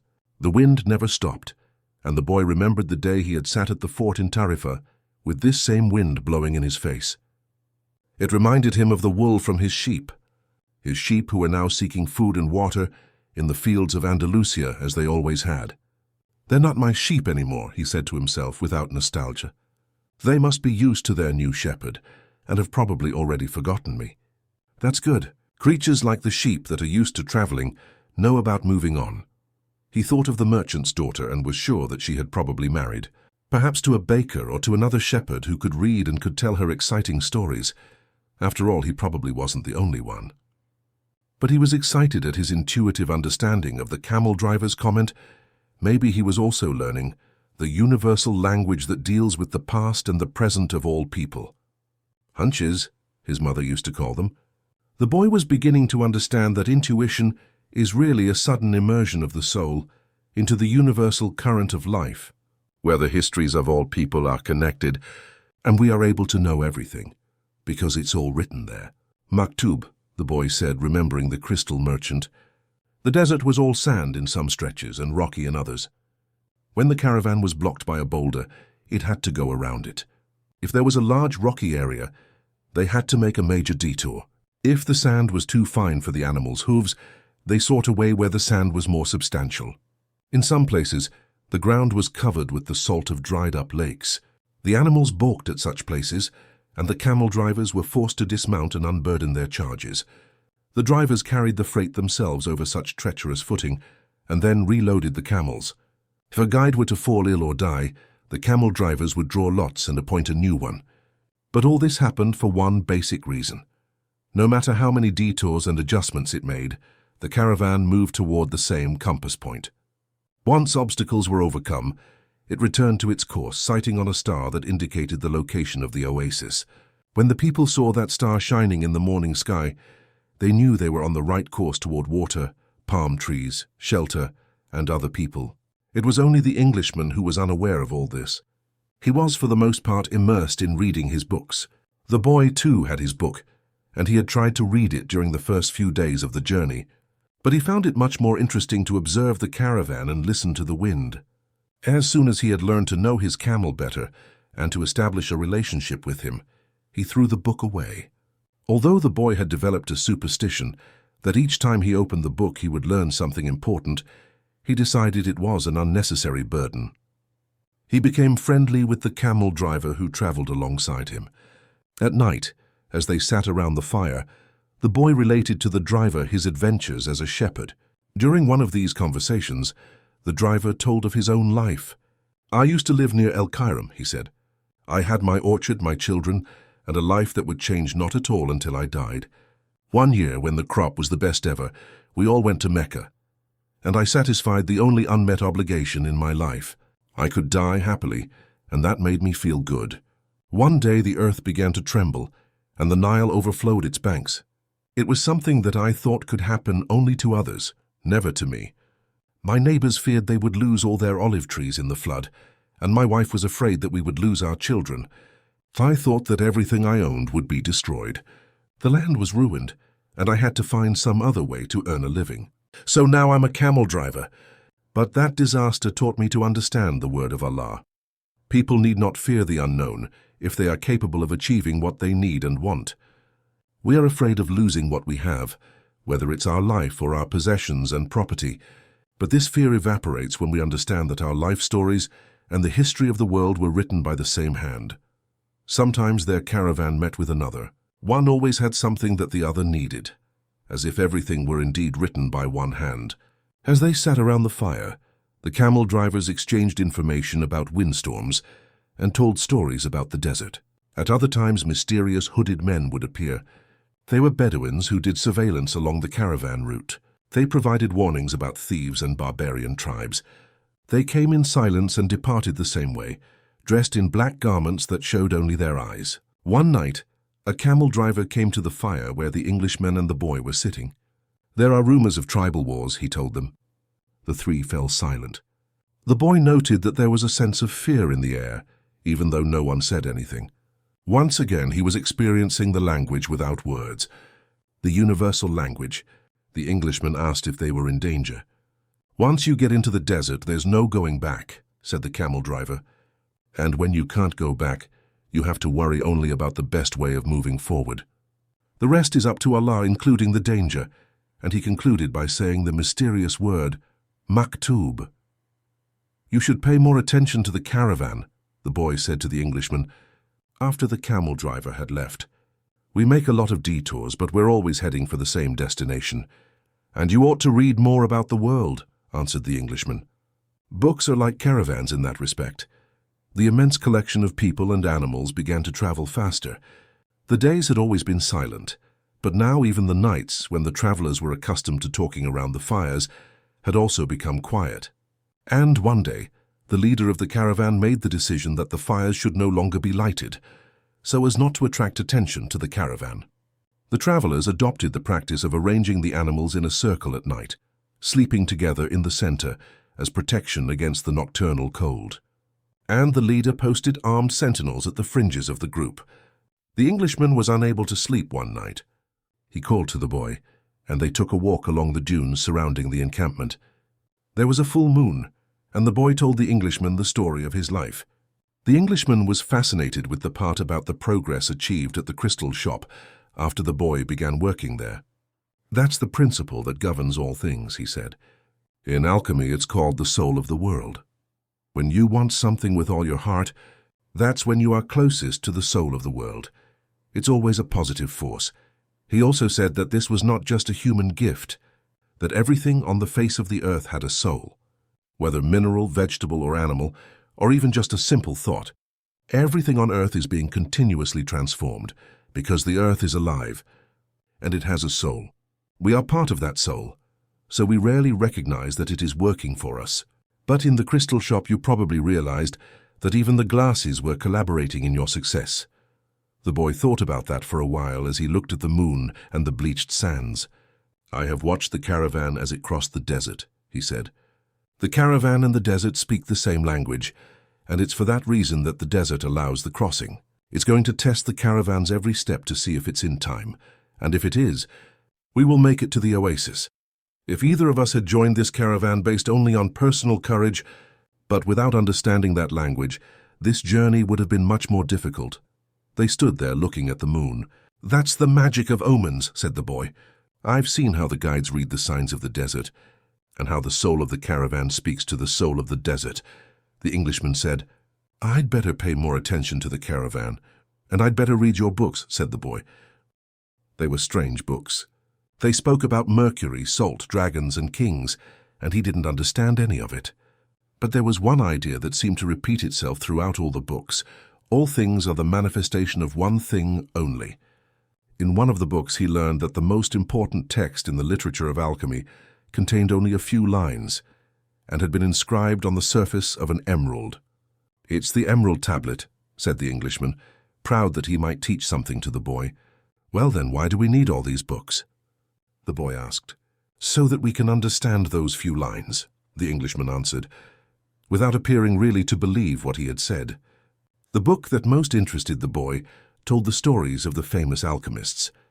They were men who had dedicated their entire lives to the purification of metals in their laboratories.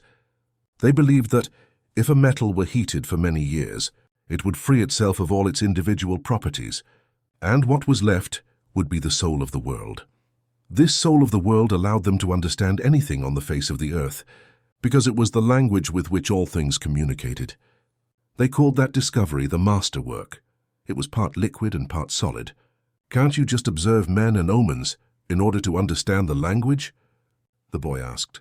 For you have a mania for simplifying everything, answered the Englishman, irritated. Alchemy is a serious discipline. Every step has to be followed exactly as it was followed by the masters. The boy learned that the liquid part of the masterwork was called the elixir of life, and that it cured all illnesses. It also kept the alchemist from growing old, and the solid part was called the philosopher's stone. It's not easy to find the philosopher's stone, said the Englishman. The alchemists spent years in their laboratories, observing the fire that purified the metals. They spent so much time close to the fire that gradually they gave up the vanities of the world. They discovered that the purification of the metals had led to a purification of themselves. The boy thought about the crystal merchant. He had said that it was a good thing for the boy to clean the crystal pieces so that he could free himself from negative thoughts. The boy was becoming more and more convinced that alchemy could be learned in one's daily life.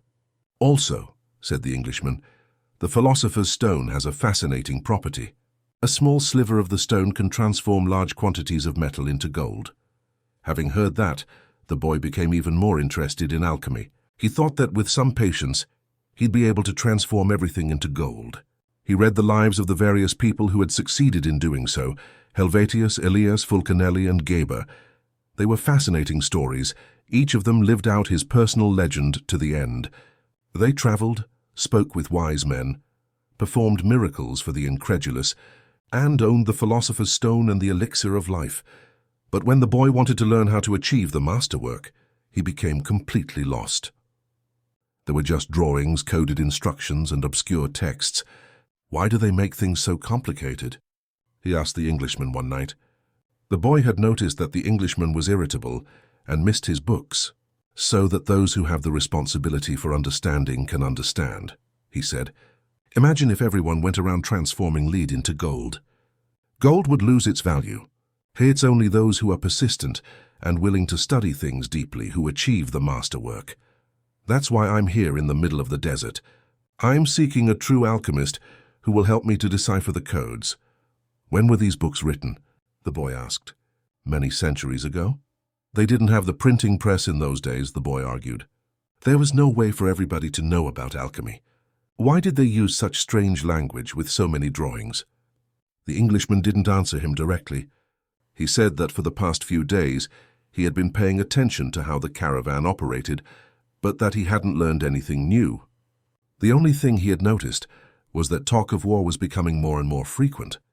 Then one day the boy returned the books to the Englishman. Did you learn anything? The Englishman asked, eager to hear what it might be. He needed someone to talk to, so as to avoid thinking about the possibility of war. I learned that the world has a soul, and that whoever understands that soul can also understand the language of things. I learned that many alchemists realized their personal legends and wound up discovering the soul of the world, the philosopher's stone, and the elixir of life. But above all, I learned that these things are all so simple that they could be written on the surface of an emerald. The Englishman was disappointed. The years of research, the magic symbols, the strange words, and the laboratory equipment, none of this had made an impression on the boy. His soul must be too primitive to understand those things, he thought. He took back his books and packed them away again in their bags. Go back to watching the caravan, he said. That didn't teach me anything either.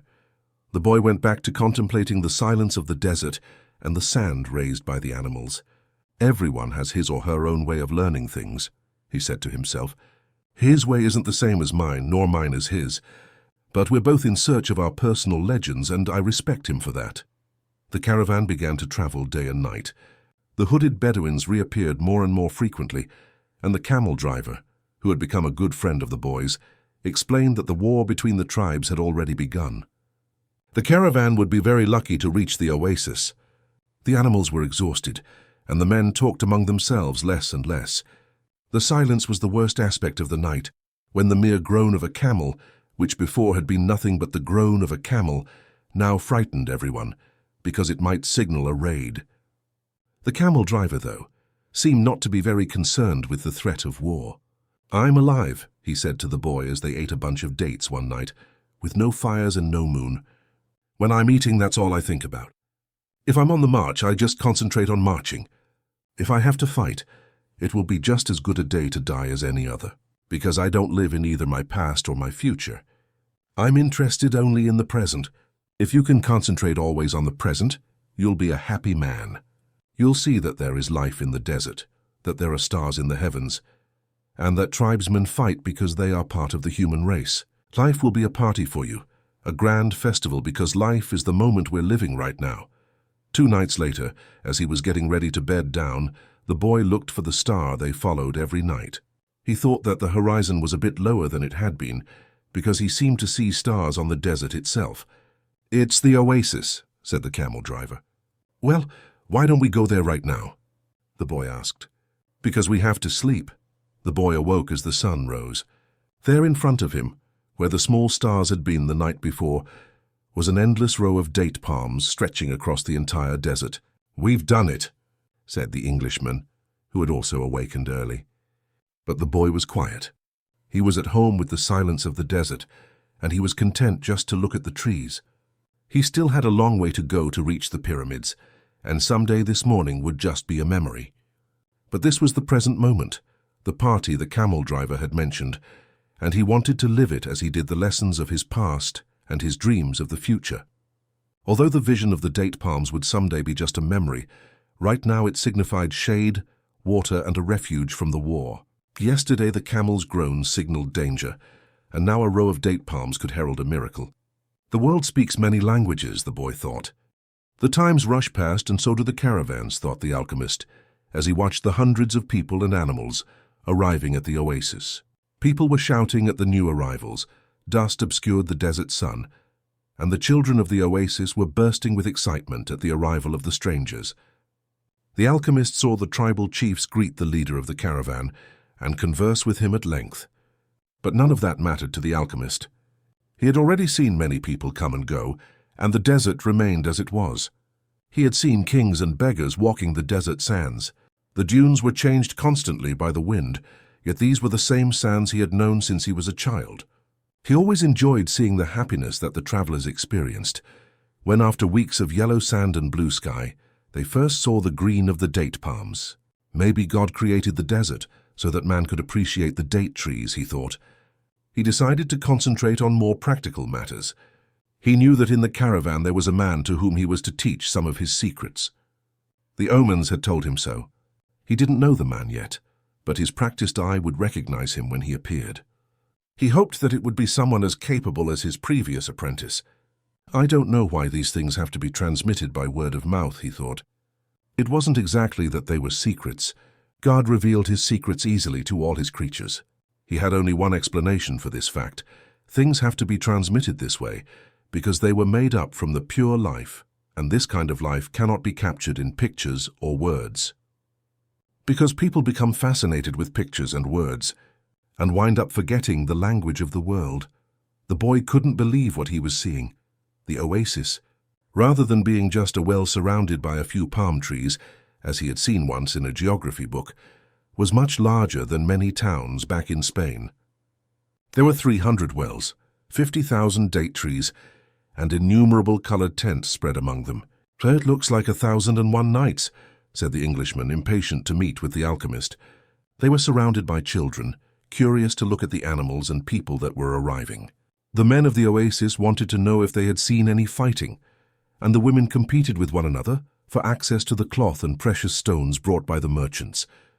The silence of the desert was a distant dream.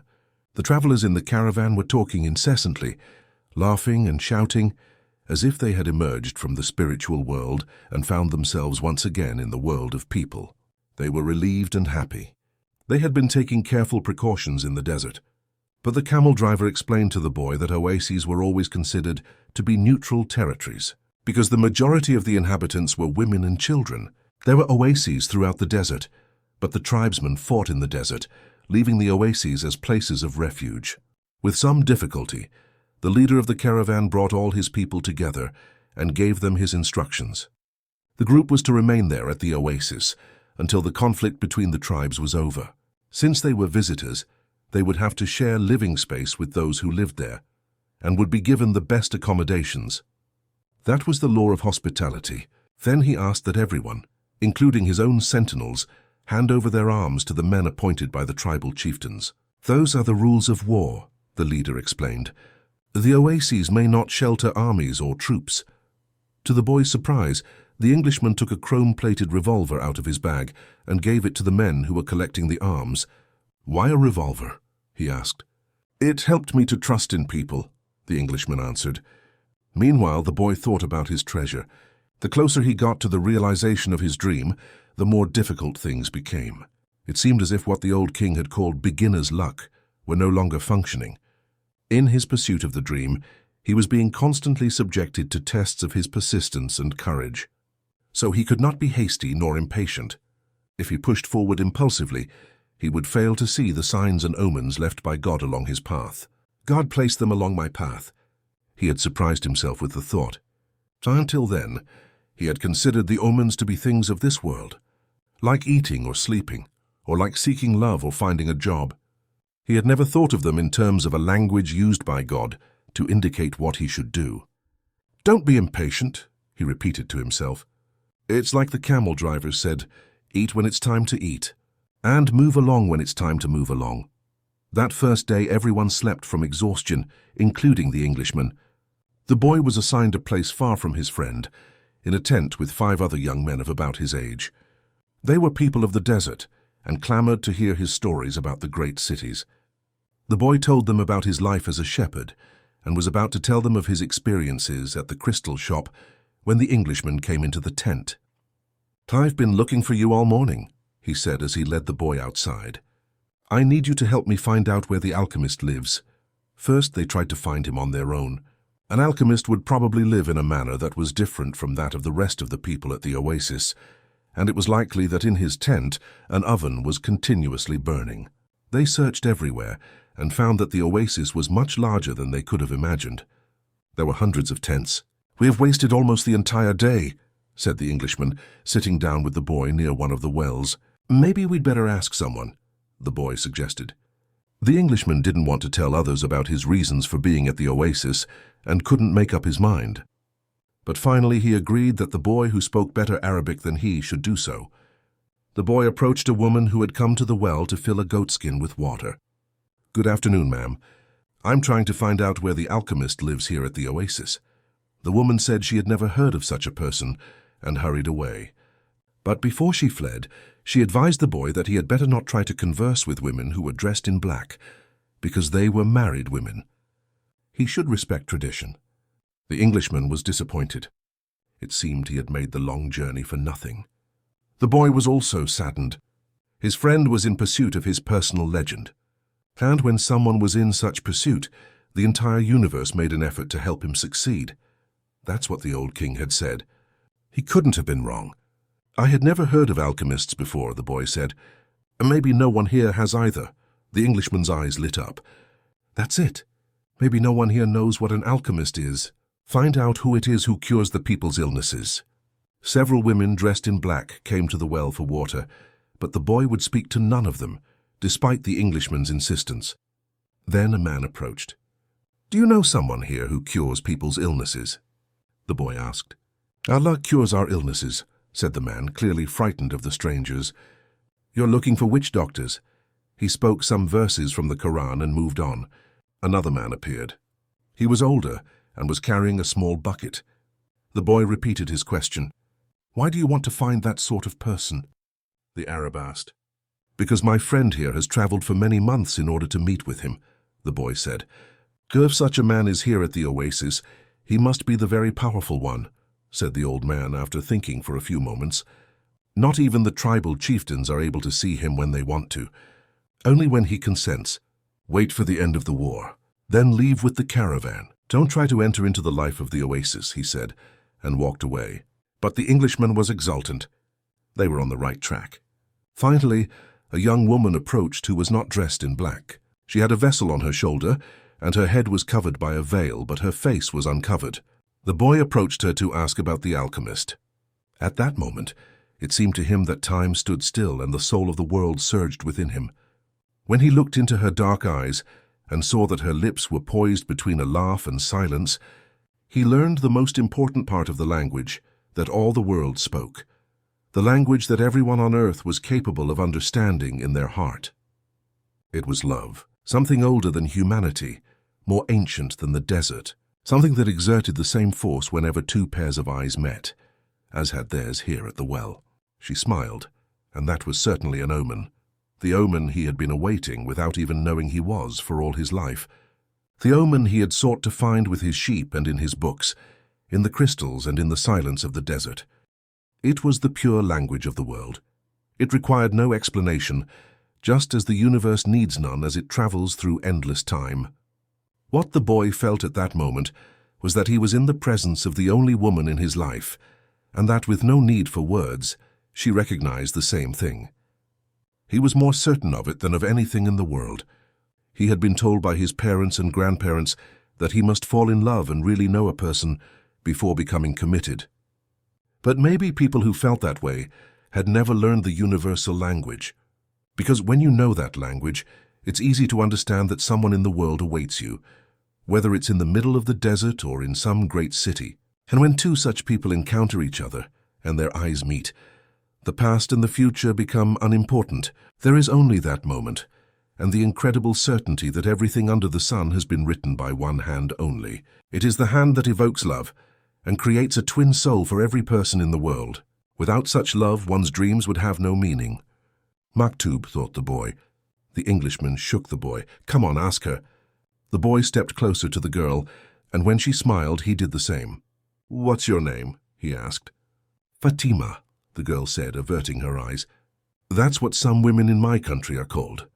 It's the name of the Prophet's daughter, Fatima said. The invaders carried the name everywhere. The beautiful girl spoke of the invaders with pride. The Englishman prodded him, and the boy asked her about the man who cured people's illnesses. That's the man who knows all the secrets of the world, she said. He communicates with the genies of the desert. The genies were the spirits of good and evil. And the girl pointed to the south, indicating that it was there the strange man lived. Then she filled her vessel with water and left. The Englishman vanished too, gone to find the alchemist, and the boy sat there by the well for a long time, remembering that one day in Tarifa, the Levanter had brought to him the perfume of that woman, and realizing that he had loved her before he even knew she existed. He knew that his love for her would enable him to discover every treasure in the world. The next day the boy returned to the well, hoping to see the girl. To his surprise, the Englishman was there, looking out at the desert. I waited all afternoon and evening, he said. He appeared with the first stars of evening. I told him what I was seeking, and he asked me if I had ever transformed lead into gold. I told him that was what I had come here to learn. He told me I should try to do so. That's all he said. You'll go and try. The boy didn't say anything. The poor Englishman had traveled all this way, only to be told that he should repeat what he had already done so many times. So then try, he said to the Englishman. That's what I'm going to do. I'm going to start now. As the Englishman left, Fatima arrived and filled her vessel with water. I came to tell you just one thing, the boy said. I want you to be my wife. I love you. The girl dropped the container and the water spilled. I'm going to wait here for you every day. I have crossed the desert in search of a treasure that is somewhere near the pyramids, and for me the war seemed a curse. But now it's a blessing because it brought me to you. The war is going to end someday, the girl said. The boy looked around him at the date palms. He reminded himself that he had been a shepherd, and that he could be a shepherd again. Fatima was more important than his treasure. The tribesmen are always in search of treasure, the girl said, as if she had guessed what he was thinking. And the women of the desert are proud of their tribesmen. She refilled her vessel and left. The boy went to the well every day to meet with Fatima. He told her about his life as a shepherd, about the king and about the crystal shop. They became friends, and except for the 15 minutes he spent with her, each day seemed that it would never pass. When he had been at the oasis for almost a month, the leader of the caravan called a meeting of all of the people traveling with him. We don't know when the war will end, so we can't continue our journey, he said. The battles may last for a long time, perhaps even years. There are powerful forces on both sides, and the war is important to both armies. It's not a battle of good against evil. It's a war between forces that are fighting for the balance of power, and when that type of battle begins, it lasts longer than others, because Allah is on both sides.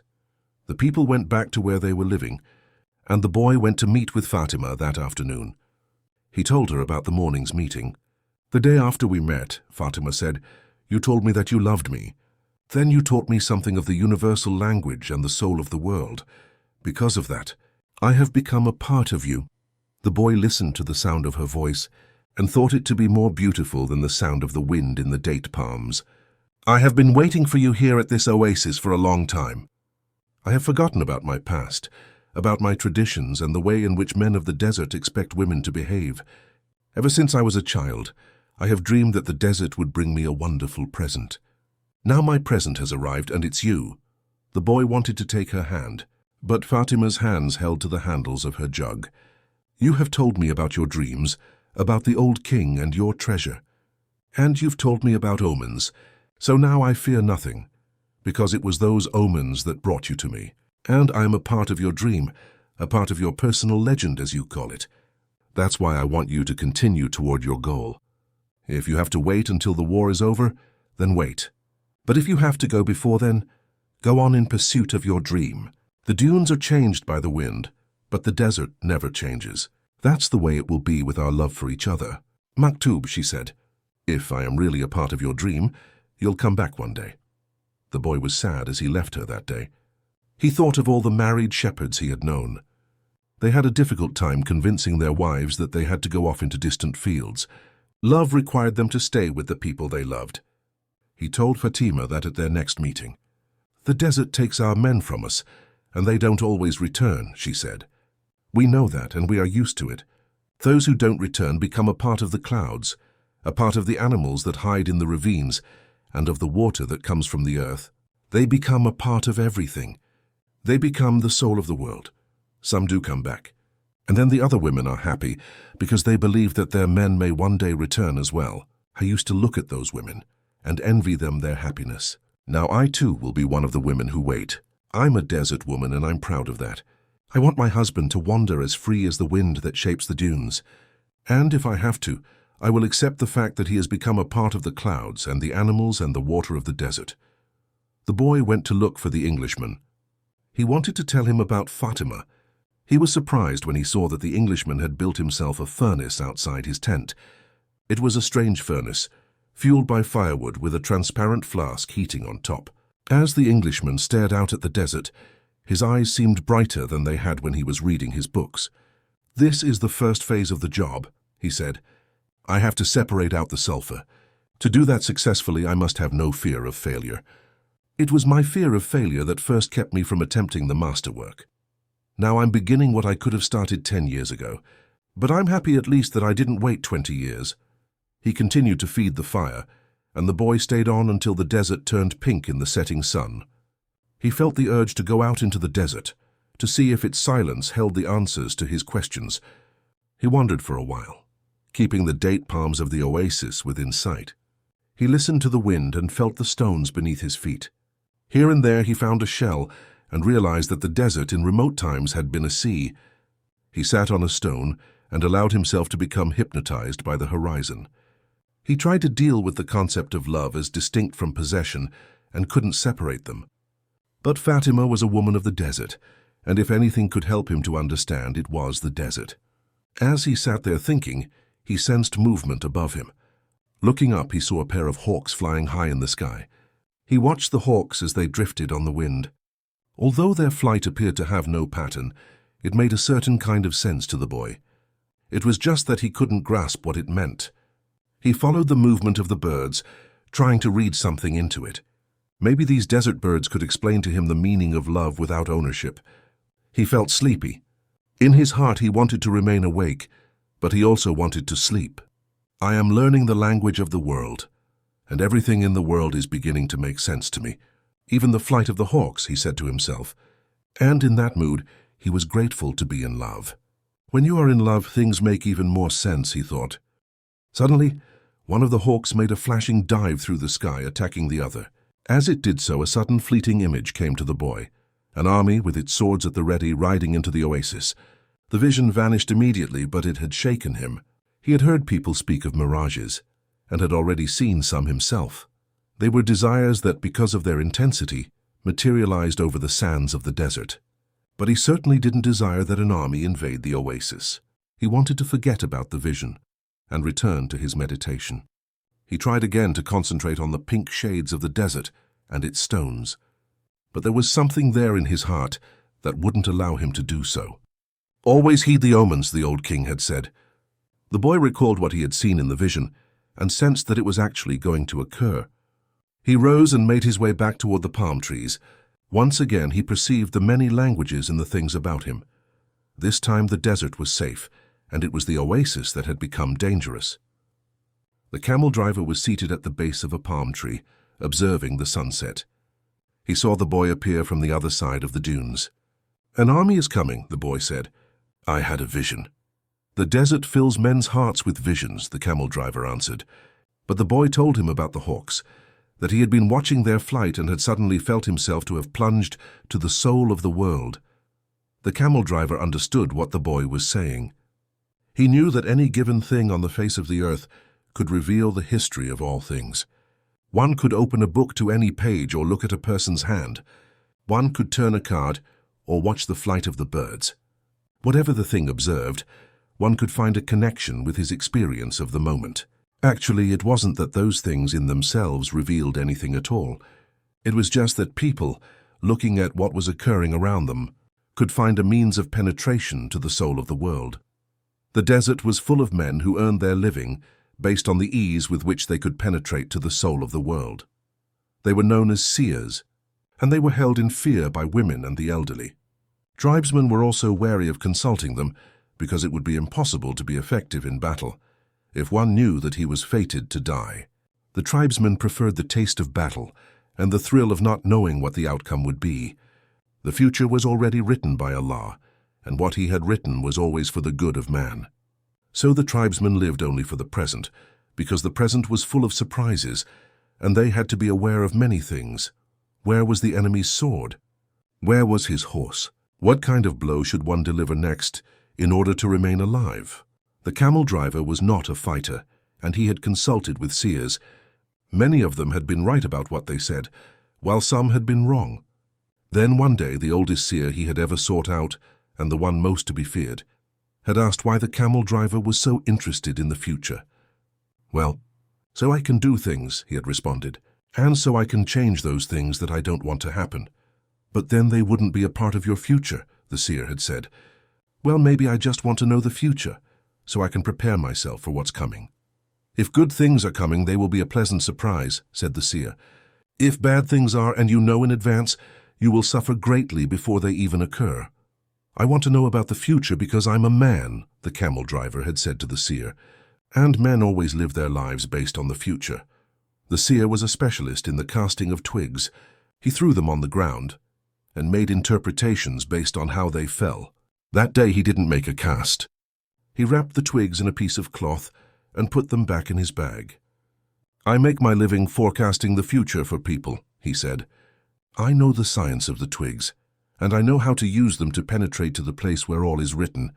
There I can read the past, discover what has already been forgotten, and understand the omens that are here in the present. When people consult me, it's not that I'm reading the future. I am guessing at the future.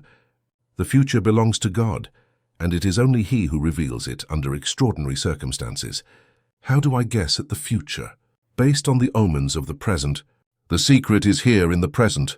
If you pay attention to the present, you can improve upon it. And if you improve on the present, what comes later will also be better. Forget about the future, and live each day according to the teachings, confident that God loves His children. Each day in itself brings with it an eternity." The camel driver had asked what the circumstances were under which God would allow him to see the future. Only when He Himself reveals it, and God only rarely reveals the future. When He does so, it is for only one reason. It's a future that was written so as to be altered. God had shown the boy a part of the future, the camel driver thought. Why was it that He wanted the boy to serve as His instrument? "Go and speak to the tribal chieftains," said the camel driver. "Tell them about the armies that are approaching. They'll laugh at me. They are men of the desert, and the men of the desert are used to dealing with omens." "Well then, they probably already know. They're not concerned with that right now. They believe that if they have to know about something Allah wants them to know, someone will tell them about it. It has happened many times before, but this time the person is you." The boy thought of Fatima, and he decided he would go to see the chiefs of the tribes. The boy approached the guard at the front of the huge white tent at the center of the oasis. "I want to see the chieftains. I've brought omens from the desert." Without responding, the guard entered the tent, where he remained for some time. When he emerged, it was with a young Arab dressed in white and gold. The boy told the younger man what he had seen, and the man asked him to wait there. He disappeared into the tent. Night fell, and an assortment of fighting men and merchants entered and exited the tent. One by one, the campfires were extinguished, and the oasis fell as quiet as the desert. Only the lights in the great tent remained. During all this time, the boy thought about Fatima, and he was still unable to understand his last conversation with her. Finally, after hours of waiting, the guard bade the boy enter. The boy was astonished by what he saw inside. Never could he have imagined that, there in the middle of the desert, there existed a tent like this one. The ground was covered with the most beautiful carpets he had ever walked upon, and from the top of the structure hung lamps of hand-wrought gold, each with a lighted candle. The tribal chieftains were seated at the back of the tent in a semicircle, resting upon richly embroidered silk cushions.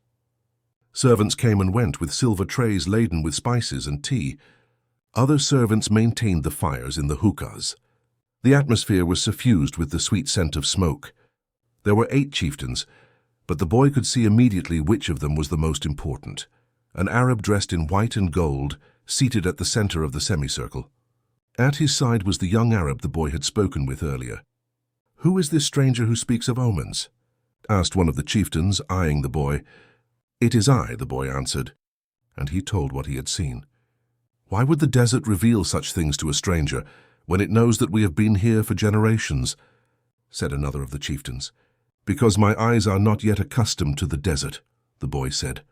"I can see things that eyes habituated to the desert might not see. And also because I know about the soul of the world," he thought to himself.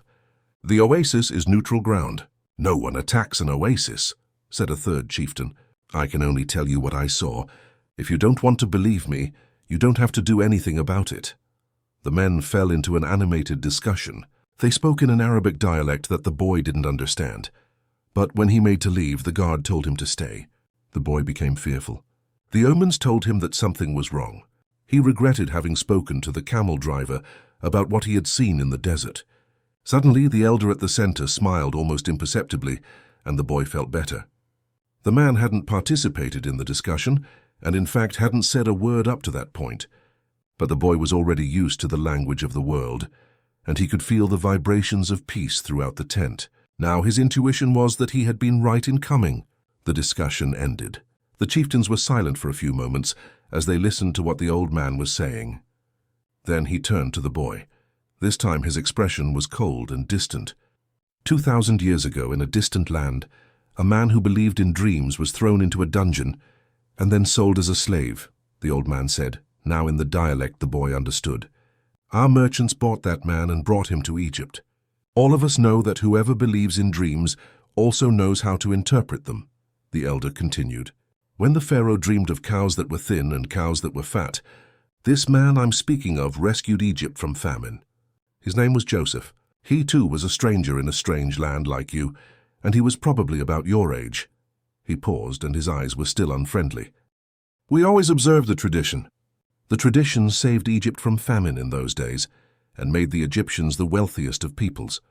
The tradition teaches men how to cross the desert, and how their children should marry. The tradition says that an oasis is neutral territory, because both sides have oases, and so both are vulnerable. No one said a word as the old man continued. But the tradition also says that we should believe the messages of the desert. Everything we know was taught to us by the desert. The old man gave a signal and everyone stood. The meeting was over. The hookahs were extinguished, and the guards stood at attention. The boy made ready to leave, but the old man spoke again. Tomorrow we are going to break the agreement that says that no one at the oasis may carry arms. Throughout the entire day, we will be on the lookout for our enemies. When the sun sets, the men will once again surrender their arms to me. For every 10 dead men among our enemies, you will receive a piece of gold. But arms cannot be drawn unless they also go into battle. Arms are as capricious as the desert, and if they are not used, the next time they might not function. If at least one of them hasn't been used by the end of the day tomorrow, one will be used on you.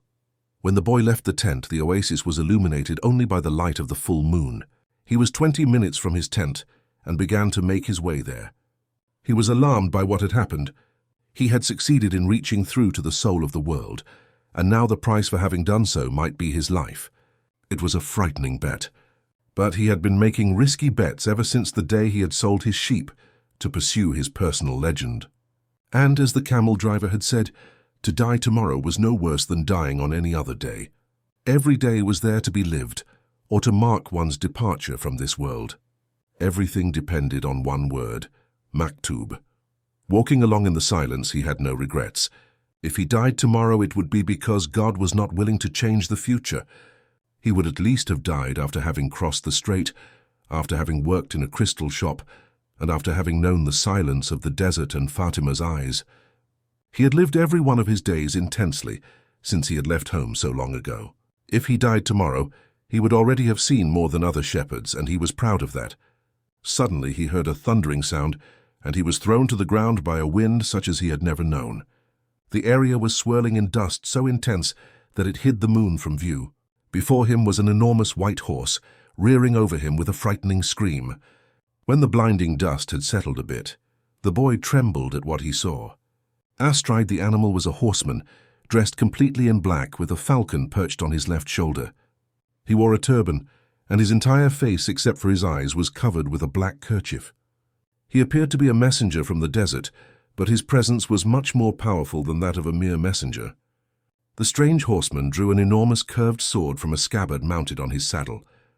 The steel of its blade glittered in the light of the moon. "Who dares to read the meaning of the flight of the hawks?" he demanded, so loudly that his words seemed to echo through the 50,000 palm trees of Al-Fayoum. "It is I who dared to do so," said the boy. He was reminded of the image of Santiago Matamoros, mounted on his white horse with the infidels beneath his hooves. This man looked exactly the same, except that now the roles were reversed.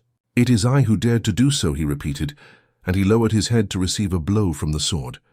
"Many lives will be saved, because I was able to see through to the soul of the world." The sword didn't fall. Instead, the stranger lowered it slowly until the point touched the boy's forehead. It drew a droplet of blood.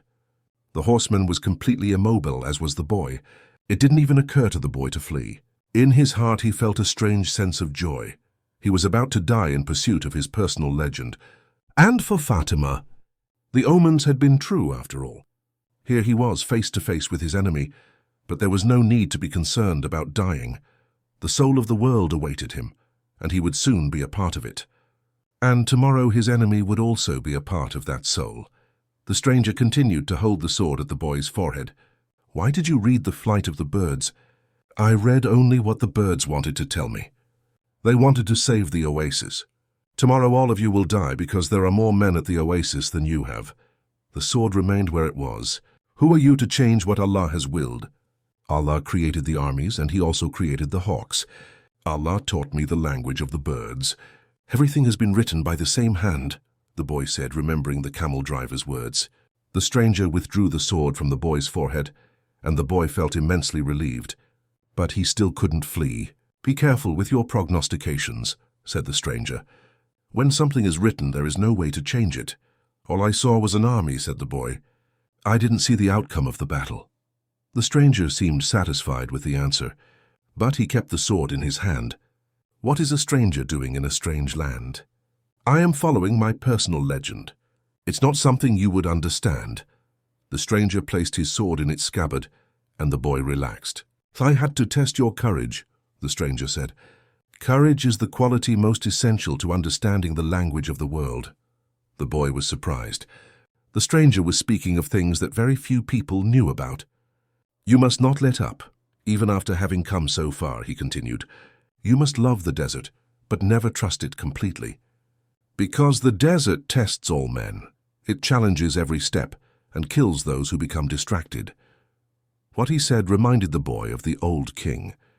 "If the warriors come here and your head is still on your shoulders at sunset, come and find me," said the stranger. The same hand that had brandished the sword now held a whip.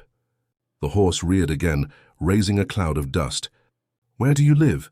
shouted the boy as the horseman rode away. The hand with the whip pointed to the south. The boy had met the alchemist. Next morning, there were 2,000 armed men scattered throughout the palm trees at Al-Fayoum.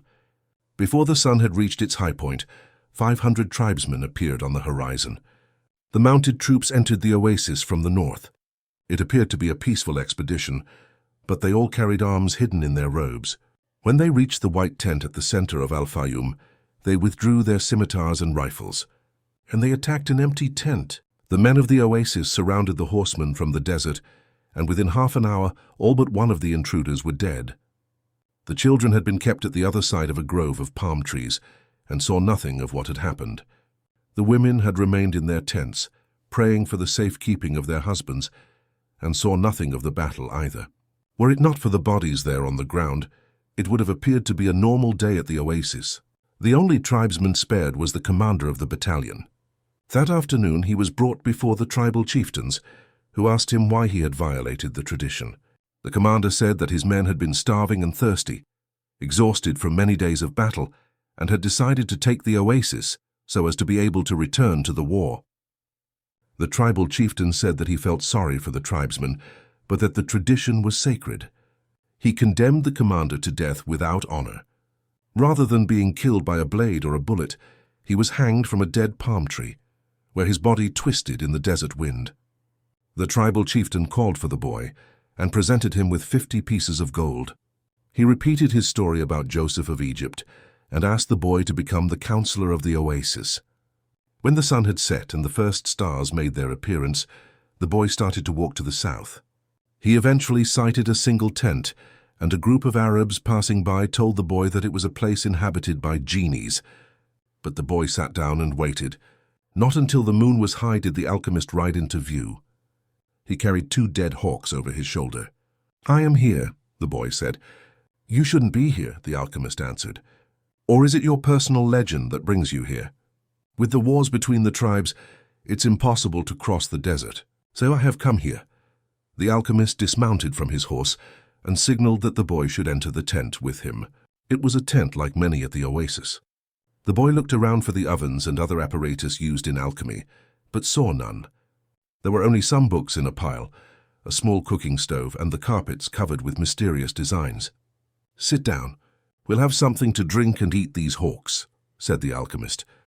The boy suspected that they were the same hawks he had seen on the day before, but he said nothing. The alchemist lighted the fire, and soon a delicious aroma filled the tent. It was better than the scent of the hookahs. "Why did you want to see me?" the boy asked. "Because of the omens," the alchemist answered. "The wind told me you would be coming and that you would need help." "It's not I the wind spoke about. It's the other foreigner, the Englishman. He's the one that's looking for you. He has other things to do first, but he's on the right track. He has begun to try to understand the desert. And what about me? When a person really desires something, all the universe conspires to help that person to realize his dream," said the alchemist, echoing the words of the old king. The boy understood. Another person was there to help him toward his personal legend. "So you are going to instruct me?" "No. You already know all you need to know. I'm only going to point you in the direction of your treasure." "But there's a tribal war," the boy reiterated. "I know what's happening in the desert. I have already found my treasure. I have a camel, I have my money from the crystal shop, and I have 50 gold pieces. In my own country, I would be a rich man." "But none of that is from the pyramids," said the alchemist. "I also have Fatima. She is a treasure greater than anything else I have won. She wasn't found at the pyramids either." They ate in silence. The alchemist opened a bottle and poured a red liquid into the boy's cup. It was the most delicious wine he had ever tasted. "Isn't wine prohibited here?" the boy asked. "It's not what enters men's mouths that's evil," said the alchemist. "It's what comes out of their mouths that is." The alchemist was a bit daunting, but as the boy drank the wine, he relaxed. After they finished eating, they sat outside the tent, under a moon so brilliant that it made the stars pale. "Drink and enjoy yourself," said the alchemist, noticing that the boy was feeling happier. "Rest well tonight, as if you were a warrior preparing for combat. Remember that wherever your heart is, there you will find your treasure. You've got to find the treasure so that everything you have learned along the way can make sense. Tomorrow, sell your camel and buy a horse. Camels are traitorous. They walk thousands of paces and never seem to tire. Then suddenly they kneel and die. But horses tire bit by bit. You always know how much you can ask of them and when it is that they are about to die." The following night, the boy appeared at the alchemist's tent with a horse. The alchemist was ready, and he mounted his own steed and placed the falcon on his left shoulder. He said to the boy, "Show me where there is life out in the desert. Only those who can see such signs of life are able to find treasure." They began to ride out over the sands, with the moon lighting their way. "I don't know if I'll be able to find life in the desert," the boy thought. "I don't know the desert that well yet." He wanted to say so to the alchemist, but he was afraid of the man. They reached the rocky place where the boy had seen the hawks in the sky, but now there was only silence and the wind. "I don't know how to find life in the desert," the boy said. "I know that there is life here, but I don't know where to look." Life attracts life, the alchemist answered. And then the boy understood. He loosened the reins on his horse, who galloped forward over the rocks and sand. The alchemist followed as the boy's horse ran for almost half an hour. They could no longer see the palms of the oasis, only the gigantic moon above them, and its silver reflections from the stones of the desert. Suddenly, for no apparent reason, the boy's horse began to slow. "There's life here," the boy said to the alchemist. "I don't know the language of the desert, but my horse knows the language of life." They dismounted, and the alchemist said nothing. Advancing slowly, they searched among the stones. The alchemist stopped abruptly and bent to the ground. There was a hole there among the stones. The alchemist put his hand into the hole and then his entire arm up to his shoulder. Something was moving there, and the alchemist's eyes, the boy could see only his eyes, squinted with his effort. His arm seemed to be battling with whatever was in the hole. Then, with a motion that startled the boy, he withdrew his arm and leaped to his feet. In his hand, he grasped a snake by the tail. The boy leapt as well, but away from the alchemist. The snake fought frantically, making hissing sounds that shattered the silence of the desert. It was a cobra whose venom could kill a person in minutes. "Watch out for his venom," the boy said. But even though the alchemist had put his hand in the hole and had surely already been bitten, his expression was calm. "The alchemist is 200 years old," the Englishman had told him. "He must know how to deal with the snakes of the desert." The boy watched as his companion went to his horse and withdrew a scimitar. With its blade he drew a circle in the sand, and then he placed the snake within it. The serpent relaxed immediately. "Not to worry," said the alchemist. "He won't leave the circle. You found life in the desert, the omen that I needed." Why was that so important? Because the pyramids are surrounded by the desert. The boy didn't want to talk about the pyramids. His heart was heavy, and he had been melancholy since the previous night. To continue his search for the treasure meant that he had to abandon Fatima. "I'm going to guide you across the desert," the alchemist said.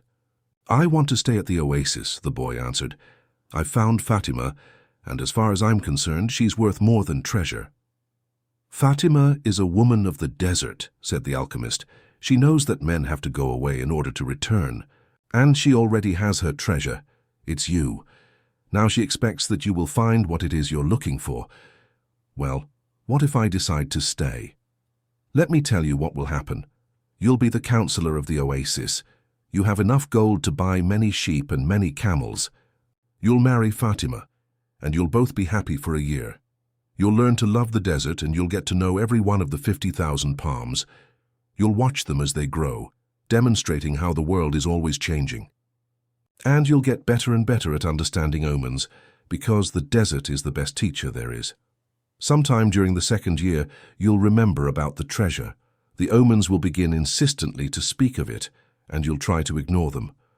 You'll use your knowledge for the welfare of the oasis and its inhabitants. The tribal chieftains will appreciate what you do, and your camels will bring you wealth and power. During the third year, the omens will continue to speak of your treasure and your personal legend. You'll walk around night after night at the oasis, and Fatima will be unhappy because she'll feel it was she who interrupted your quest. But you will love her, and she'll return your love. You'll remember that she never asked you to stay, because a woman of the desert knows that she must await her man. So you won't blame her. But many times you'll walk the sands of the desert, thinking that maybe you could have left, that you could have trusted more in your love for Fatima. Because what kept you at the oasis was your own fear that you might never come back. At that point, the omens will tell you that your treasure is buried forever. Then sometime during the fourth year, the omens will abandon you because you've stopped listening to them. The tribal chieftains will see that, and you'll be dismissed from your position as counselor. But by then you'll be a rich merchant, with many camels and a great deal of merchandise. You'll spend the rest of your days knowing that you didn't pursue your personal legend, and that now it's too late. You must understand that love never keeps a man from pursuing his personal legend. If he abandons that pursuit, it's because it wasn't true love, the love that speaks the language of the world. The alchemist erased the circle in the sand, and the snake slithered away among the rocks. The boy remembered the crystal, merchant who had always wanted to go to Mecca, and the Englishman in search of the alchemist. He thought of the woman who had trusted in the desert, and he looked out over the desert that had brought him to the woman he loved. They mounted their horses, and this time it was the boy who followed the alchemist back to the oasis. The wind brought the sounds of the oasis to them, and the boy tried to hear Fatima's voice. But that night, as he had watched the cobra within the circle, the strange horseman with the falcon on his shoulder had spoken of love and treasure, of the women of the desert, and of his personal legend. "I'm going with you," the boy said, and he immediately felt peace in his heart. "We'll leave tomorrow before sunrise," was the alchemist's only response. The boy spent a sleepless night. 2 hours before dawn, he awoke one of the boys who slept in his tent and asked him to show him where Fatima lived. They went to her tent, and the boy gave his friend enough gold to buy a sheep. Then he asked his friend to go into the tent where Fatima was sleeping and to awaken her and tell her that he was waiting outside. The young Arab did as he was asked and was given enough gold to buy yet another sheep. "Now leave us alone," said the boy to the young Arab. The Arab returned to his tent to sleep, proud to have helped the counselor of the oasis and happy at having enough money to buy himself some sheep. Fatima appeared at the entrance to the tent. The two walked out among the palms. The boy knew that it was a violation of the tradition, but that didn't matter to him now. "I'm going away," he said, "and I want you to know that I'm coming back." "I love you because—" "Don't say anything," Fatima interrupted. "One is loved because one is loved. No reason is needed for loving." But the boy continued, "I had a dream and I met with a king. I sold crystal and crossed the desert.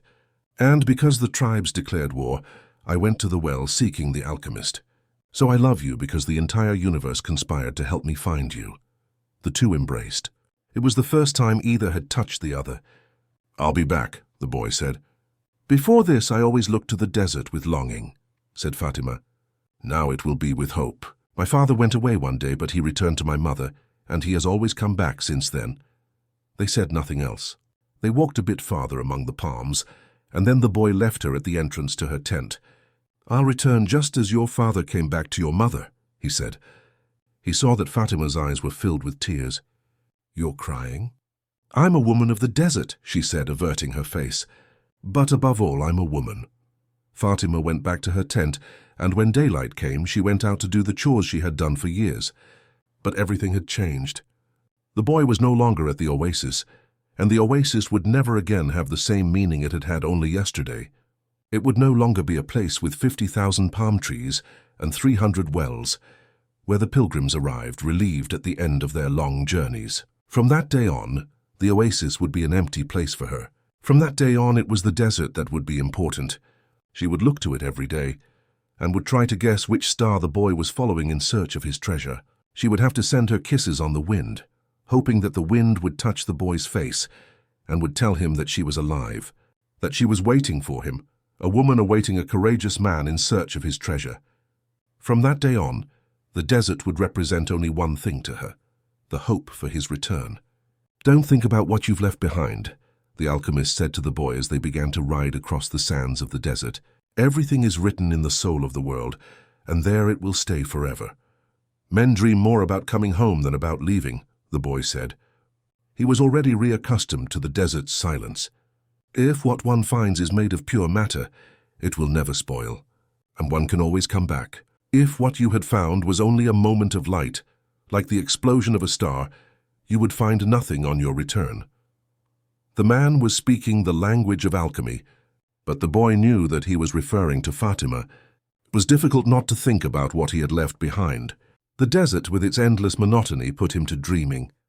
The boy could still see the palm trees, the wells, and the face of the woman he loved. He could see the Englishman at his experiments, and the camel driver who was a teacher without realizing it. Maybe the alchemist has never been in love, the boy thought. The alchemist rode in front, with the falcon on his shoulder. The bird knew the language of the desert well, and whenever they stopped, he flew off in search of game.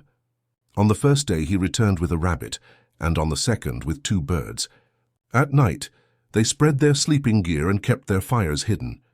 The desert nights were cold, and were becoming darker and darker as the phases of the moon passed. They went on for a week, speaking only of the precautions they needed to follow, in order to avoid the battles between the tribes. The war continued, and at times the wind carried the sweet, sickly smell of blood. Battles had been fought nearby, and the wind reminded the boy that there was the language of omens, always ready to show him what his eyes had failed to observe. On the 7th day, the alchemist decided to make camp earlier than usual.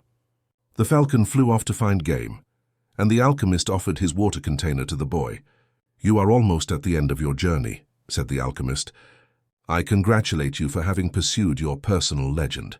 "And you've told me nothing along the way," said the boy. "I thought you were going to teach me some of the things you know. A while ago I rode through the desert with a man who had books on alchemy, but I wasn't able to learn anything from them." "There is only one way to learn," the alchemist answered. "It's through action. Everything you need to know, you have learned through your journey. You need to learn only one thing more." The boy wanted to know what that was, but the alchemist was searching the horizon, looking for the falcon. "Why are you called the alchemist?" "Because that's what I am."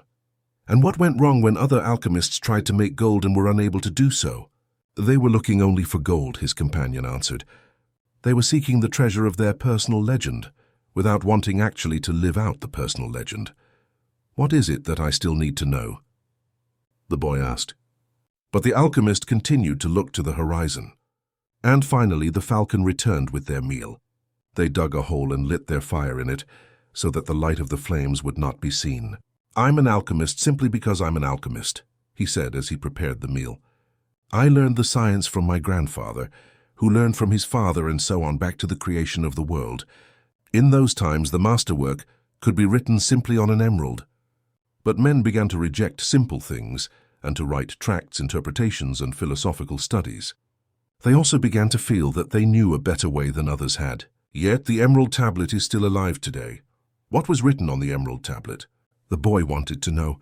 The alchemist began to draw in the sand and completed his drawing in less than 5 minutes. As he drew, the boy thought of the old king and the plaza where they had met that day. It seemed as if it had taken place years and years ago. "This is what was written on the emerald tablet," said the alchemist when he had finished. The boy tried to read what was written in the sand. "It's a code," said the boy, a bit disappointed. "It looks like what I saw in the Englishman's books." "No," the alchemist answered. "It's like the flight of those 2 hawks. It can't be understood by reason alone. The emerald tablet is a direct passage to the soul of the world. The wise men understood that this natural world is only an image and a copy of paradise. The existence of this world is simply a guarantee that there exists a world that is perfect. God created the world so that, through its visible objects, men could understand his spiritual teachings and the marvels of his wisdom. That's what I mean by action. Should I understand the emerald tablet?" the boy asked. "Perhaps if you were in a laboratory of alchemy, this would be the right time to study the best way to understand the emerald tablet. But you are in the desert, so immerse yourself in it. The desert will give you an understanding of the world. In fact, anything on the face of the earth will do that. You don't even have to understand the desert. All you have to do is contemplate a simple grain of sand, and you will see in it all the marvels of creation." "How do I immerse myself in the desert?" "Listen to your heart. It knows all things, because it came from the soul of the world and it will one day return there." They crossed the desert for another 2 days in silence. The alchemist had become much more cautious because they were approaching the area where the most violent battles were being waged. As they moved along, the boy tried to listen to his heart. It was not easy to do. In earlier times, his heart had always been ready to tell its story, but lately that wasn't true. There had been times when his heart spent hours telling of its sadness, and at other times it became so emotional over the desert sunrise that the boy had to hide his tears. His heart beat fastest when it spoke to the boy of treasure, and more slowly when the boy stared entranced at the endless horizons of the desert. But his heart was never quiet, even when the boy and the alchemist had fallen into silence. "Why do we have to listen to our hearts?"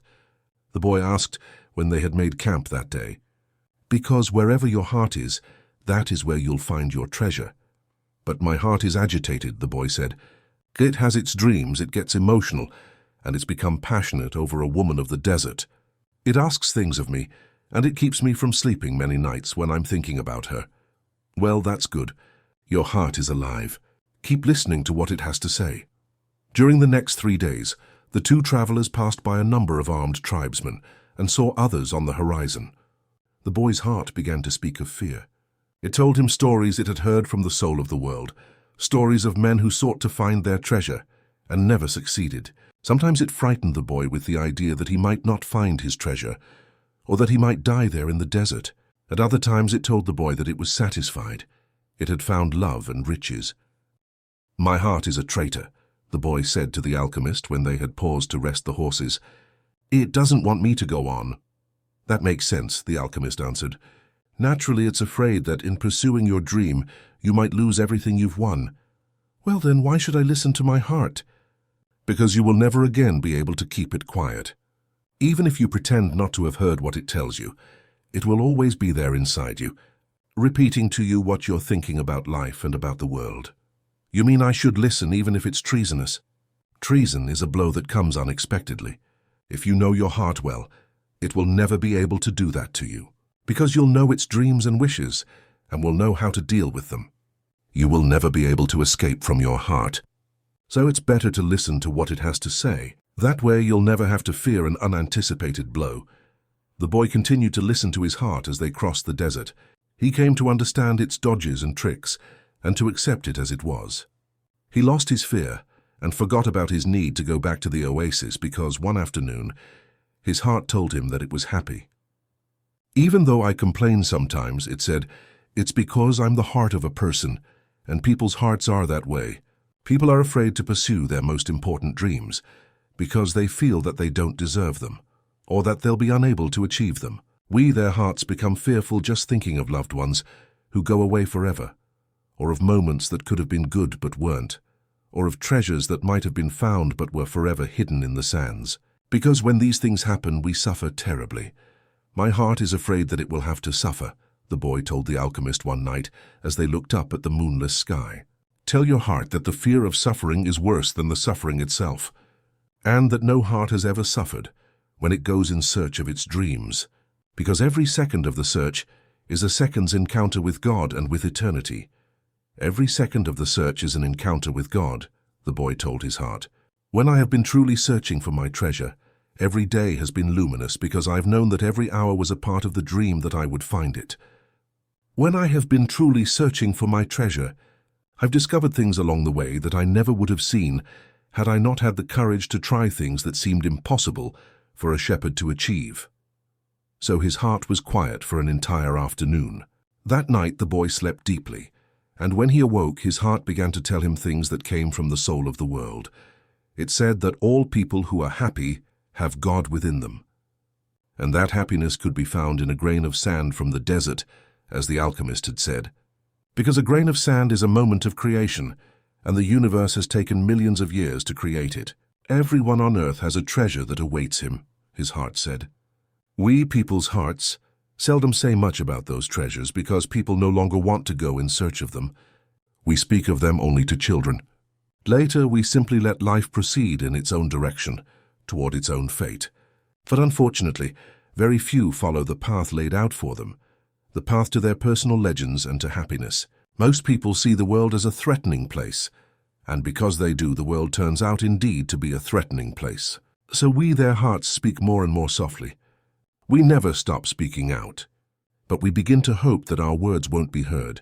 We don't want people to suffer because they don't follow their hearts. Why don't people's hearts tell them to continue to follow their dreams? The boy asked the alchemist. Because that's what makes a heart suffer most, and hearts don't like to suffer. From then on, the boy understood his heart. He asked it please never to stop speaking to him. He asked that, when he wandered far from his dreams, his heart press him and sound the alarm. The boy swore that every time he heard the alarm, he would heed its message. That night, he told all of this to the alchemist. And the alchemist understood that the boy's heart had returned to the soul of the world. So what should I do now? The boy asked. Continue in the direction of the pyramids, said the alchemist, and continue to pay heed to the omens. Your heart is still capable of showing you where the treasure is. Is that the one thing I still needed to know? No, the alchemist answered. What you still need to know is this. Before a dream is realized, the soul of the world tests everything that was learned along the way. It does this not because it is evil, but so that we can, in addition to realizing our dreams, master the lessons we've learned as we've moved toward that dream. That's the point at which most people give up. It's the point at which, as we say in the language of the desert, one dies of thirst just when the palm trees have appeared on the horizon. Every search begins with beginner's luck, and every search ends with the victors being severely tested. The boy remembered an old proverb from his country. It said that the darkest hour of the night came just before the dawn. On the following day, the first clear sign of danger appeared. 3 armed tribesmen approached and asked what the boy and the alchemist were doing there. "I'm hunting with my falcon," the alchemist answered. "We're going to have to search you to see whether you're armed," one of the tribesmen said. The alchemist dismounted slowly, and the boy did the same. "Why are you carrying money?" asked the tribesman, when he had searched the boy's bag. "I need it to get to the pyramids," he said. The tribesman who was searching the alchemist's belongings found a small crystal flask filled with a liquid and a yellow glass egg that was slightly larger than a chicken's egg. "What are these things?" he asked. "That's the philosopher's stone and the elixir of life. It's the masterwork of the alchemists. Whoever swallows that elixir will never be sick again, and a fragment from that stone turns any metal into gold." The Arabs laughed at him, and the alchemist laughed along. They thought his answer was amusing, and they allowed the boy and the alchemist to proceed with all of their belongings. "Are you crazy?" the boy asked the alchemist when they had moved on. "What did you do that for?" "To show you one of life's simple lessons," the alchemist answered. "When you possess great treasures within you and try to tell others of them, seldom are you believed." They continued across the desert. With every day that passed, the boy's heart became more and more silent. It no longer wanted to know about things of the past or future. It was content simply to contemplate the desert and to drink with the boy from the soul of the world. The boy and his heart had become friends, and neither was capable now of betraying the other. When his heart spoke to him, it was to provide a stimulus to the boy and to give him strength, because the days of silence there in the desert were wearisome. His heart told the boy what his strongest qualities were: his courage in having given up his sheep and in trying to live out his personal legend, and his enthusiasm during the time he had worked at the crystal shop. And his heart told him something else that the boy had never noticed. It told the boy of dangers that had threatened him, but that he had never perceived. His heart said that one time it had hidden the rifle the boy had taken from his father, because of the possibility that the boy might wound himself. And it reminded the boy of the day when he had been ill and vomiting out in the fields, after which he had fallen into a deep sleep. There had been 2 thieves farther ahead who were planning to steal the boy's sheep and murder him, but since the boy hadn't passed by, they had decided to move on, thinking that he had changed his route. "Does a man's heart always help him?" the boy asked the alchemist. "Mostly just the hearts of those who are trying to realize their personal legends, but they do help children, drunkards, and the elderly too." "Does that mean that I'll never run into danger?" "It means only that the heart does what it can," the alchemist said. One afternoon they passed by the encampment of one of the tribes. At each corner of the camp were Arabs garbed in beautiful white robes with arms at the ready. The men were smoking their hookahs and trading stories from the battlefield. No one paid any attention to the 2 travelers. "There's no danger," the boy said when they had moved on past the encampment. The alchemist sounded angry. "Trust in your heart, but never forget that you're in the desert. When men are at war with one another, the soul of the world can hear the screams of battle. No one fails to suffer the consequences of everything under the sun. All things are one," the boy thought, and then, as if the desert wanted to demonstrate that the alchemist was right, 2 horsemen appeared from behind the travelers. "How you can't go any farther," one of them said. "I are in the area where the tribes are at war." "I'm not going very far," the alchemist answered, looking straight into the eyes of the horsemen. They were silent for a moment, and then agreed that the boy and the alchemist could move along. The boy watched the exchange with fascination. "You dominated those horsemen with the way you looked at them," he said. "Your eyes show the strength of your soul," answered the alchemist. That's true, the boy thought. He had noticed that in the midst of the multitude of armed men back at the encampment, there had been one who stared fixedly at the 2. He had been so far away that his face wasn't even visible, but the boy was certain that he had been looking at them. Finally, when they had crossed the mountain range that extended along the entire horizon, The alchemist said that they were only 2 days from the pyramids. "If we're going to go our separate ways soon," the boy said, "then teach me about alchemy." "You already know about alchemy. It is about penetrating to the soul of the world and discovering the treasure that has been reserved for you." "No, that's not what I mean. I'm talking about transforming lead into gold." The alchemist fell as silent as the desert and answered the boy only after they had stopped to eat. "Everything in the universe evolved," he said, "and for wise men, gold is the metal that evolved the furthest. Don't ask me why. I don't know why. I just know that the tradition is always right. Men have never understood the words of the wise. So gold, instead of being seen as a symbol of evolution, became the basis for conflict. There are many languages spoken by things," the boy said. "There was a time when, for me, a camel's whinnying was nothing more than whinnying. Then it became a signal of danger, and finally it became just a whinny again. But then he stopped. The alchemist probably already knew all that. I have known true alchemists," the alchemist continued. "They locked themselves in their laboratories and tried to evolve as gold had. And they found the philosopher's stone, because they understood that when something evolves, everything around that thing evolves as well. Others stumbled upon the stone by accident. They already had the gift, and their souls were readier for such things than the souls of others. But they don't count. They're quite rare. And then there were the others, who were interested only in gold. They never found the secret. They forgot that lead, copper, and iron have their own personal legends to fulfill. And anyone who interferes with the personal legend of another thing never will discover his own." The alchemist's words echoed out like a curse. He reached over and picked up a shell from the ground. "This desert was once a sea," he said. "I noticed that," the boy answered. The alchemist told the boy to place the shell over his ear. He had done that many times when he was a child and had heard the sound of the sea. The sea has lived on in this shell because that's its personal legend, and it will never cease doing so until the desert is once again covered by water. They mounted their horses and rode out in the direction of the pyramids of Egypt. The sun was setting when the boy's heart sounded a danger signal. They were surrounded by gigantic dunes, and the boy looked at the alchemist to see whether he had sensed anything. But he appeared to be unaware of any danger. 5 minutes later, the boy saw 2 horsemen waiting ahead of them. Before he could say anything to the alchemist, the 2 horsemen had become 10, and then 100. And then they were everywhere in the dunes. They were tribesmen dressed in blue, with black rings surrounding their turbans. Their faces were hidden behind blue veils, with only their eyes showing. Even from a distance, their eyes conveyed the strength of their souls, and their eyes spoke of death. The 2 were taken to a nearby military camp. A soldier shoved the boy and the alchemist into a tent, where the chief was holding a meeting with his staff. "These are the spies," said one of the men. "We're just travelers," the alchemist answered. "For you were seen at the enemy camp 3 days ago, and you were talking with one of the troops there." "I'm just a man who wanders the desert and knows the stars," said the alchemist. "I have no information about troops or about the movement of the tribes. I was simply acting as a guide for my friend here." "Who is your friend?" the chief asked. "An alchemist," said the alchemist.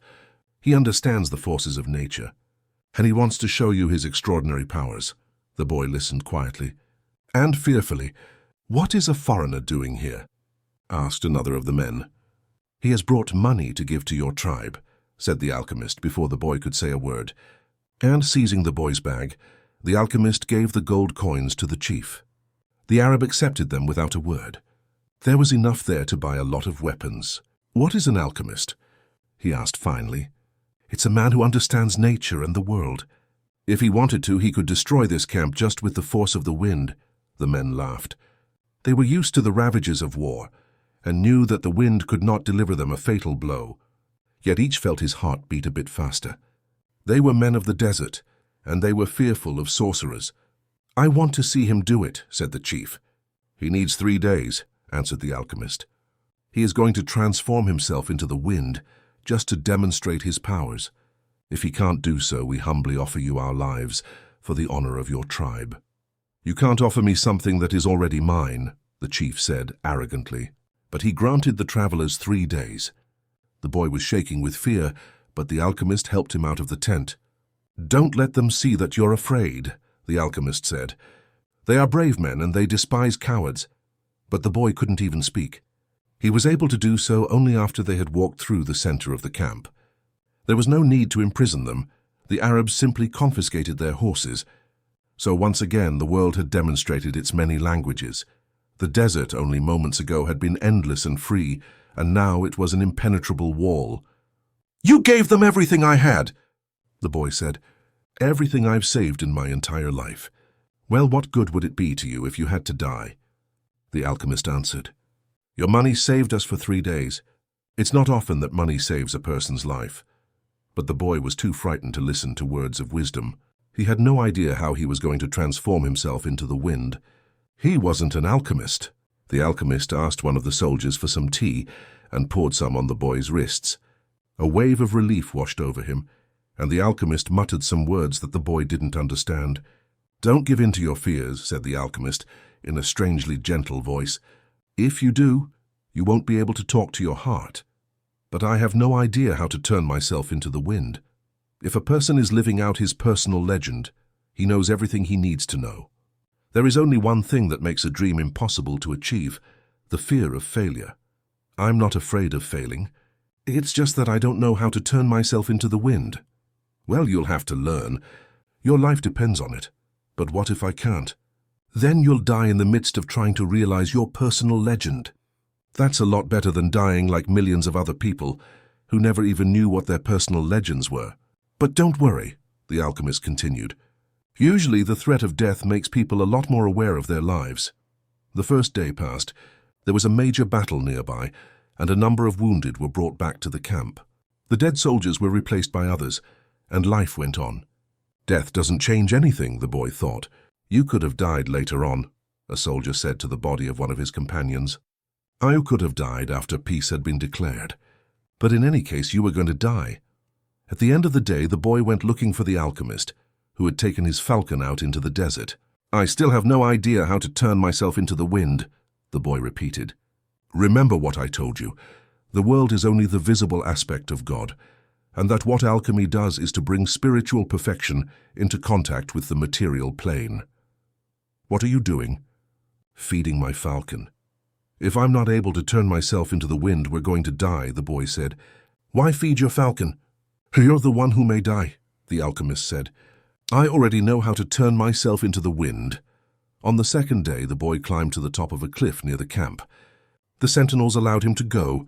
They had already heard about the sorcerer who could turn himself into the wind, and they didn't want to go near him. In any case, the desert was impassable. He spent the entire afternoon of the second day looking out over the desert and listening to his heart. The boy knew the desert sensed his fear. They both spoke the same language. On the third day, the chief met with his officers. He called the alchemist to the meeting and said, "Let's go see the boy who turns himself into the wind." "Let's," the alchemist answered. The boy took them to the cliff where he had been on the previous day. He told them all to be seated. "It's going to take a while," the boy said. "We're in no hurry," the chief answered. "We are men of the desert." The boy looked out at the horizon. There were mountains in the distance, and there were dunes, rocks, and plants that insisted on living where survival seemed impossible. There was the desert that he had wandered for so many months. Despite all that time, he knew only a small part of it. Within that small part, he had found an Englishman, caravans, tribal wars, and an oasis with 50,000 palm trees and 300 wells. "What do you want here today?" the desert asked him. "Didn't you spend enough time looking at me yesterday?" "Somewhere you are holding the person I love," the boy said. "So when I look out over your sands, I am also looking at her. I want to return to her, and I need your help so that I can turn myself into the wind." "What is love?" the desert asked. "Love is the falcon's flight over your sands, because for him you are a green field from which he always returns with game. He knows your rocks, your dunes, and your mountains, and you are generous to him." "The falcon's beak carries bits of me myself," the desert said. "For years I care for his game, feeding it with the little water that I have, and then I show him where the game is. And one day, as I enjoy the fact that his game thrives on my surface, the falcon dives out of the sky and takes away what I've created." "But that's why you created the game in the first place," the boy answered. "To nourish the falcon, and the falcon then nourishes man. And eventually man will nourish your sands, where the game will once again flourish." That's how the world goes. So is that what love is? Yes, that's what love is. It's what makes the game become the falcon become man, and man in his turn the desert. It's what turns lead into gold and makes the gold return to the earth. I don't understand what you're talking about, the desert said, but you can at least understand that somewhere in your sands there is a woman waiting for me, and that's why I have to turn myself into the wind. The desert didn't answer him for a few moments. Then it told him, I'll give you my sands to help the wind to blow, but alone I can't do anything. You have to ask for help from the wind. A breeze began to blow. The tribesmen watched the boy from a distance, talking among themselves in a language that the boy couldn't understand. The alchemist smiled. The wind approached the boy and touched his face. It knew of the boy's talk with the desert, because the winds know everything. They blow across the world without a birthplace, and with no place to die. Help me, the boy said. One day you carried the voice of my loved one to me. Who taught you to speak the language of the desert and the wind? My heart, the boy answered. The wind has many names. In that part of the world it was called the Sirocco, because it brought moisture from the oceans to the east. In the distant land the boy came from, they called it the Levante, because they believed that it brought with it the sands of the desert and the screams of the Moorish wars. Perhaps in the places beyond the pastures where his sheep lived, men thought that the wind came from Andalusia. But actually the wind came from no place at all, nor did it go to any place. That's why it was stronger than the desert. Someone might one day plant trees in the desert, and even raise sheep there, but never would they harness the wind. You can't be the wind said. We're two very different things. That's not true, the boy said. I learned the alchemist's secrets in my travels. I have inside me the winds, the deserts, the oceans, the stars, and everything created in the universe. We were all made by the same hand, and we have the same soul. I want to be like you, able to reach every corner of the world, cross the seas, blow away the sands that cover my treasure, and carry the voice of the woman I love. I heard what you were talking about the other day with the alchemist, the wind said. He said that everything has its own personal legend. But people can't turn themselves into the wind. Just teach me to be the wind for a few moments, the boy said, so you and I can talk about the limitless possibilities of people and the winds. The wind's curiosity was aroused, something that had never happened before.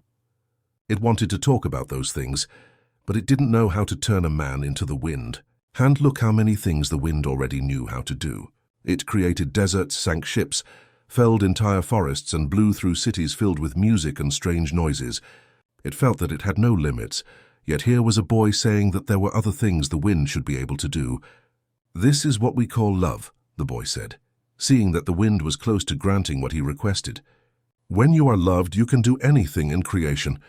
When you are loved, there's no need at all to understand what's happening because everything happens within you, and even men can turn themselves into the wind, as long as the wind helps, of course. The wind was a proud being, and it was becoming irritated with what the boy was saying. It commenced to blow harder, raising the desert sands. But finally it had to recognize that, even making its way around the world, it didn't know how to turn a man into the wind. And it knew nothing about love. In my travels around the world, I've often seen people speaking of love and looking toward the heavens, the wind said, furious at having to acknowledge its own limitations. Maybe it's better to ask heaven. Well then, help me do that, the boy said. Fill this place with a sandstorm so strong that it blots out the sun. Then I can look to heaven without blinding myself. So the wind blew with all its strength, and the sky was filled with sand. The sun was turned into a golden disk. At the camp it was difficult to see anything. The men of the desert were already familiar with that wind. They called it the Simum, and it was worse than a storm at sea. Their horses cried out, and all their weapons were filled with sand. On the heights, one of the commanders turned to the chief and said, "Maybe we had better end this." They could barely see the boy. Their faces were covered with the blue cloths, and their eyes showed fear. "Let's stop this," another commander said.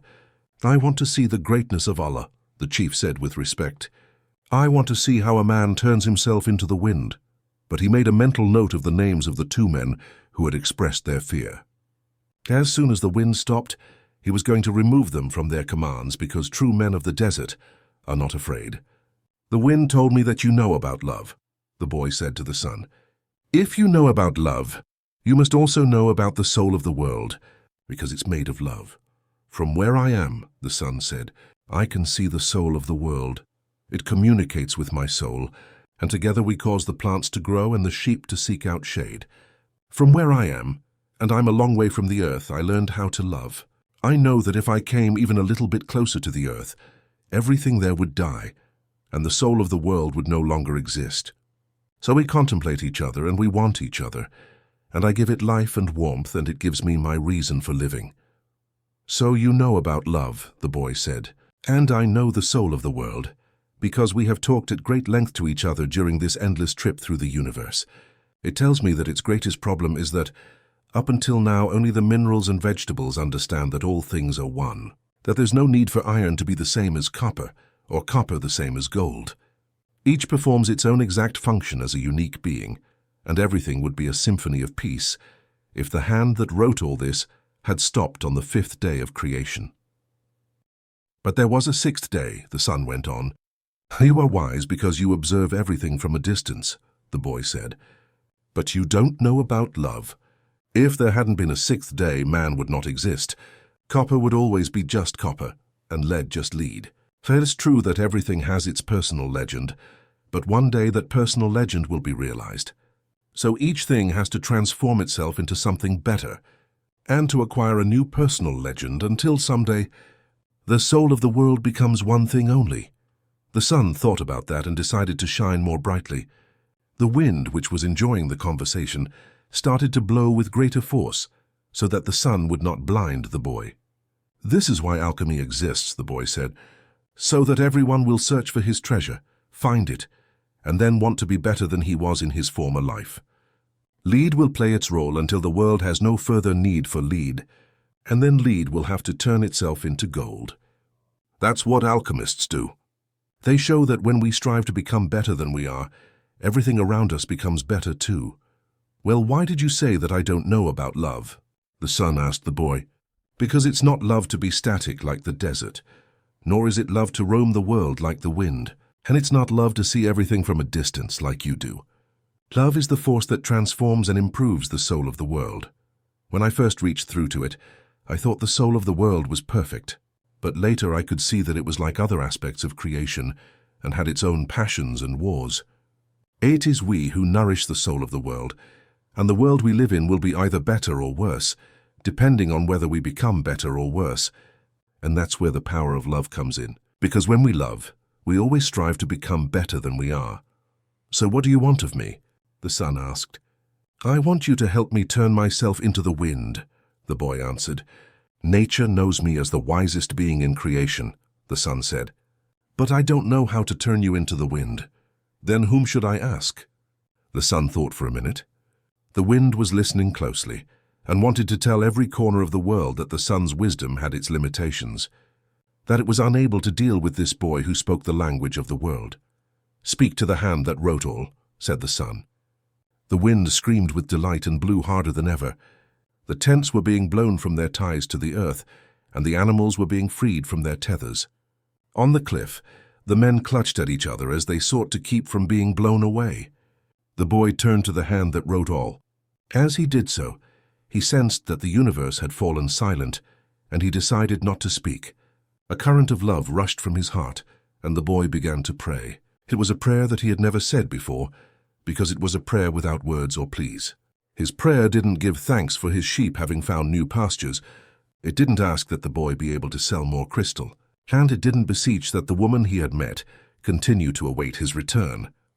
In the silence, the boy understood that the desert, the wind, and the sun were also trying to understand the signs written by the hand, and were seeking to follow their paths and to understand what had been written on a single emerald. He saw that omens were scattered throughout the earth and in space, and that there was no reason or significance attached to their appearance. He could see that not the deserts, nor the winds, nor the sun, nor people knew why they had been created, but that the hand had a reason for all of this, and that only the hand could perform miracles or transform the sea into a desert, or a man into the wind, because only the hand understood that it was a larger design that had moved the universe to the point at which 6 days of creation had evolved into a masterwork. The boy reached through to the soul of the world and saw that it was a part of the soul of God, and he saw that the soul of God was his own soul, and that he, a boy, could perform miracles. The simum blew that day as it had never blown before. For generations thereafter, the Arabs recounted the legend of a boy who had turned himself into the wind, almost destroying a military camp in defiance of the most powerful chief in the desert. When the simum ceased to blow, everyone looked to the place where the boy had been. But he was no longer there. He was standing next to a sand-covered sentinel on the far side of the camp. The men were terrified at his sorcery, but there were two people who were smiling. The alchemist, because he had found his perfect disciple, and the chief, because that disciple had understood the glory of God. The following day, the general bade the boy and the alchemist farewell, and provided them with an escort party to accompany them as far as they chose. They rode for the entire day. Toward the end of the afternoon, they came upon a Coptic monastery. The alchemist dismounted and told the escorts they could return to the camp. "From here on you will be alone," the alchemist said. "You are only 3 hours from the pyramids." "Thank you," said the boy. "You taught me the language of the world. I only invoked what you already knew." The alchemist knocked on the gate of the monastery. A monk dressed in black came to the gates. They spoke for a few minutes in the Coptic tongue, and the alchemist bade the boy enter. "I asked him to let me use the kitchen for a while." The alchemist smiled. They went to the kitchen at the back of the monastery. The alchemist lighted the fire, and the monk brought him some lead which the alchemist placed in an iron pan. When the lead had become liquid, the alchemist took from his pouch the strange yellow egg. He scraped from it a sliver as thin as a hair, wrapped it in wax, and added it to the pan in which the lead had melted. The mixture took on a reddish color, almost the color of blood. The alchemist removed the pan from the fire and set it aside to cool. As he did so, he talked with the monk about the tribal wars. "I think they're going to last for a long time," he said to the monk. The monk was irritated. The caravans had been stopped at Giza for some time, waiting for the wars to end. "But God's will be done," the monk said. "Exactly," answered the alchemist. When the pan had cooled, the monk and the boy looked at it dazzled. The lead had dried into the shape of the pan, but it was no longer lead. It was gold. "Will I learn to do that someday?" the boy asked. "This was my personal legend, not yours," the alchemist answered. "But I wanted to show you that it was possible." They returned to the gates of the monastery. There the alchemist separated the disc into 4 parts. "This is for you," he said, holding one of the parts out to the monk. "It's for your generosity to the pilgrims." "But this payment goes well beyond my generosity," the monk responded. "Don't say that again. Life might be listening and give you less the next time."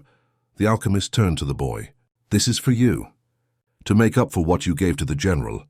The boy was about to say that it was much more than he had given the general, but he kept quiet because he had heard what the alchemist said to the monk. "And this is for me," said the alchemist, keeping one of the parts, "because I have to return to the desert where there are tribal wars."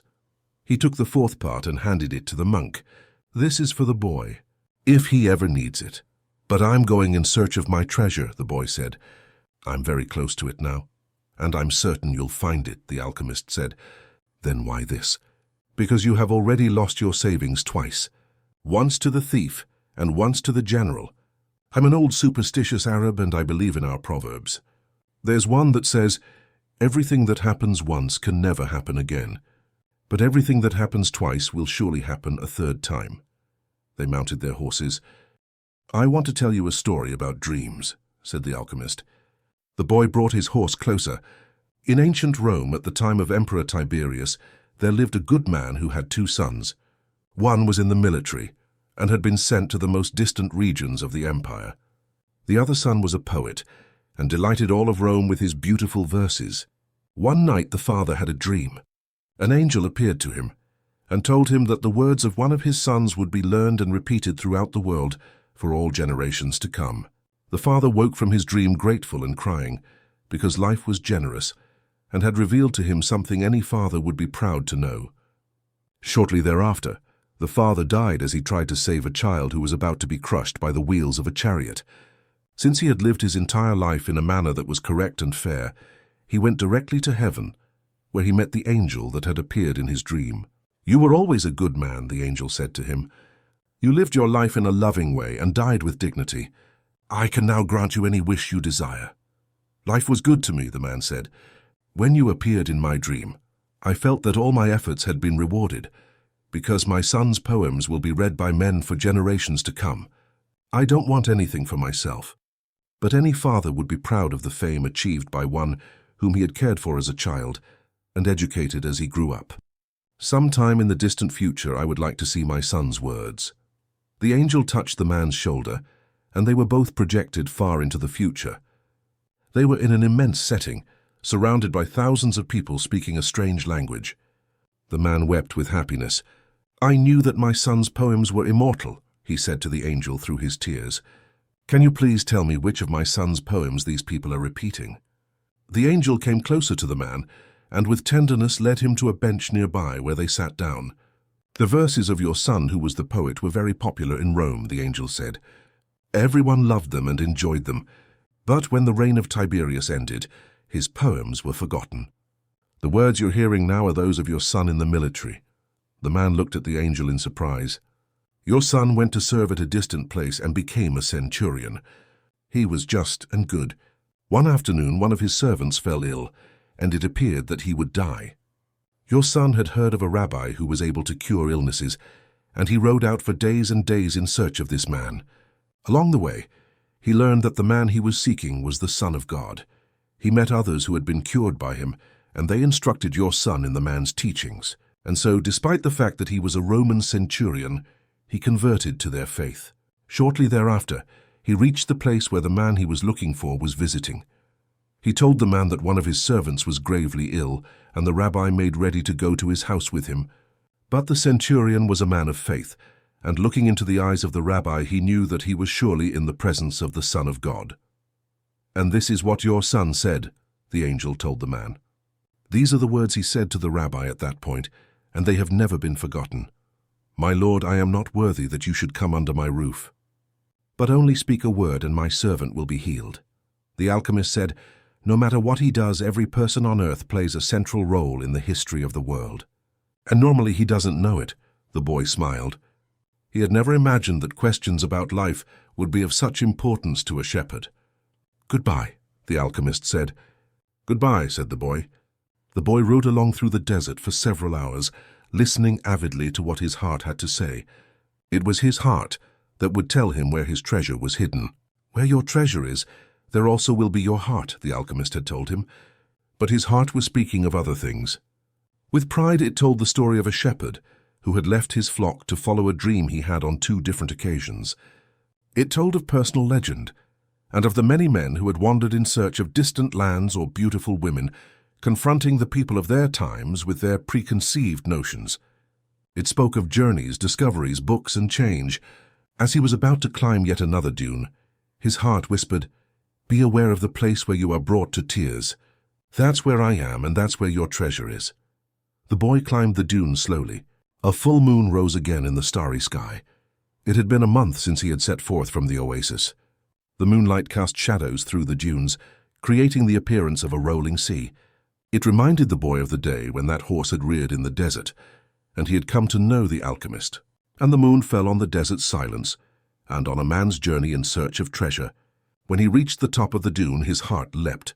There, illuminated by the light of the moon and the brightness of the desert, stood the solemn and majestic pyramids of Egypt. The boy fell to his knees and wept.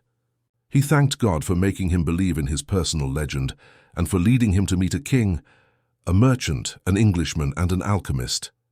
And above all, for his having met a woman of the desert who had told him that love would never keep a man from his personal legend. If he wanted to, he could now return to the oasis, go back to Fatima, and live his life as a simple shepherd. After all, the alchemist continued to live in the desert, even though he understood the language of the world and knew how to transform lead into gold. He didn't need to demonstrate his science and art to anyone. The boy told himself that, on the way toward realizing his own personal legend, he had learned all he needed to know and had experienced everything he might have dreamed of. But here he was, at the point of finding his treasure, and he reminded himself that no project is completed until its objective has been achieved. The boy looked at the sands around him and saw that where his tears had fallen, a scarab beetle was scuttling through the sand. During his time in the desert, He had learned that in Egypt the scarab beetles are a symbol of God. Another omen. The boy began to dig into the dune. As he did so, he thought of what the crystal merchant had once said, that anyone could build a pyramid in his backyard. The boy could see now that he couldn't do so if he placed stone upon stone for the rest of his life. Throughout the night, the boy dug at the place he had chosen but found nothing. He felt weighted down by the centuries of time since the pyramids had been built, but he didn't stop. He struggled to continue digging as he fought the wind, which often blew the sand back into the excavation. His hands were abraded and exhausted, but he listened to his heart. It had told him to dig where his tears fell. As he was attempting to pull out the rocks he encountered, he heard footsteps. Several figures approached him. Their backs were to the moonlight, and the boy could see neither their eyes nor their faces. "What are you doing here?" one of the figures demanded. Because he was terrified, the boy didn't answer. He had found where his treasure was, and was frightened at what might happen. "We're refugees from the tribal wars, and we need money," the other figure said. "What are you hiding there?" "I'm not hiding anything," the boy answered. But one of them seized the boy and yanked him back out of the hole. Another, who was searching the boy's bags, found the piece of gold. "There's gold here," he said. The moon shone on the face of the Arab who had seized him, and in the man's eyes the boy saw death. "He's probably got more gold hidden in the ground." They made the boy continue digging, but he found nothing. As the sun rose, the men began to beat the boy. He was bruised and bleeding. His clothing was torn to shreds, and he felt that death was near. "What good is money to you if you're going to die?" "It's not often that money can save someone's life," the alchemist had said. Finally, the boy screamed at the men, "I'm digging for treasure!" And, although his mouth was bleeding and swollen, he told his attackers that he had twice dreamed of a treasure hidden near the pyramids of Egypt. The man who appeared to be the leader of the group spoke to one of the others. "Leave him. He doesn't have anything else. He must have stolen this gold." The boy fell to the sand, nearly unconscious. The leader shook him and said, "We're leaving." But before they left, he came back to the boy and said, "You're not going to die. You'll live, and you'll learn that a man shouldn't be so stupid. 2 years ago, right here on this spot, I had a recurrent dream too. I dreamed that I should travel to the fields of Spain and look for a ruined church where shepherds and their sheep slept. In my dream, there was a sycamore growing out of the ruins of the sacristy, and I was told that if I dug at the roots of the sycamore, I would find a hidden treasure. But I'm not so stupid as to cross an entire desert just because of a recurrent dream." And they disappeared. The boy stood up shakily and looked once more at the pyramids. They seemed to laugh at him, and he laughed back, his heart bursting with joy, because now he knew where his treasure was.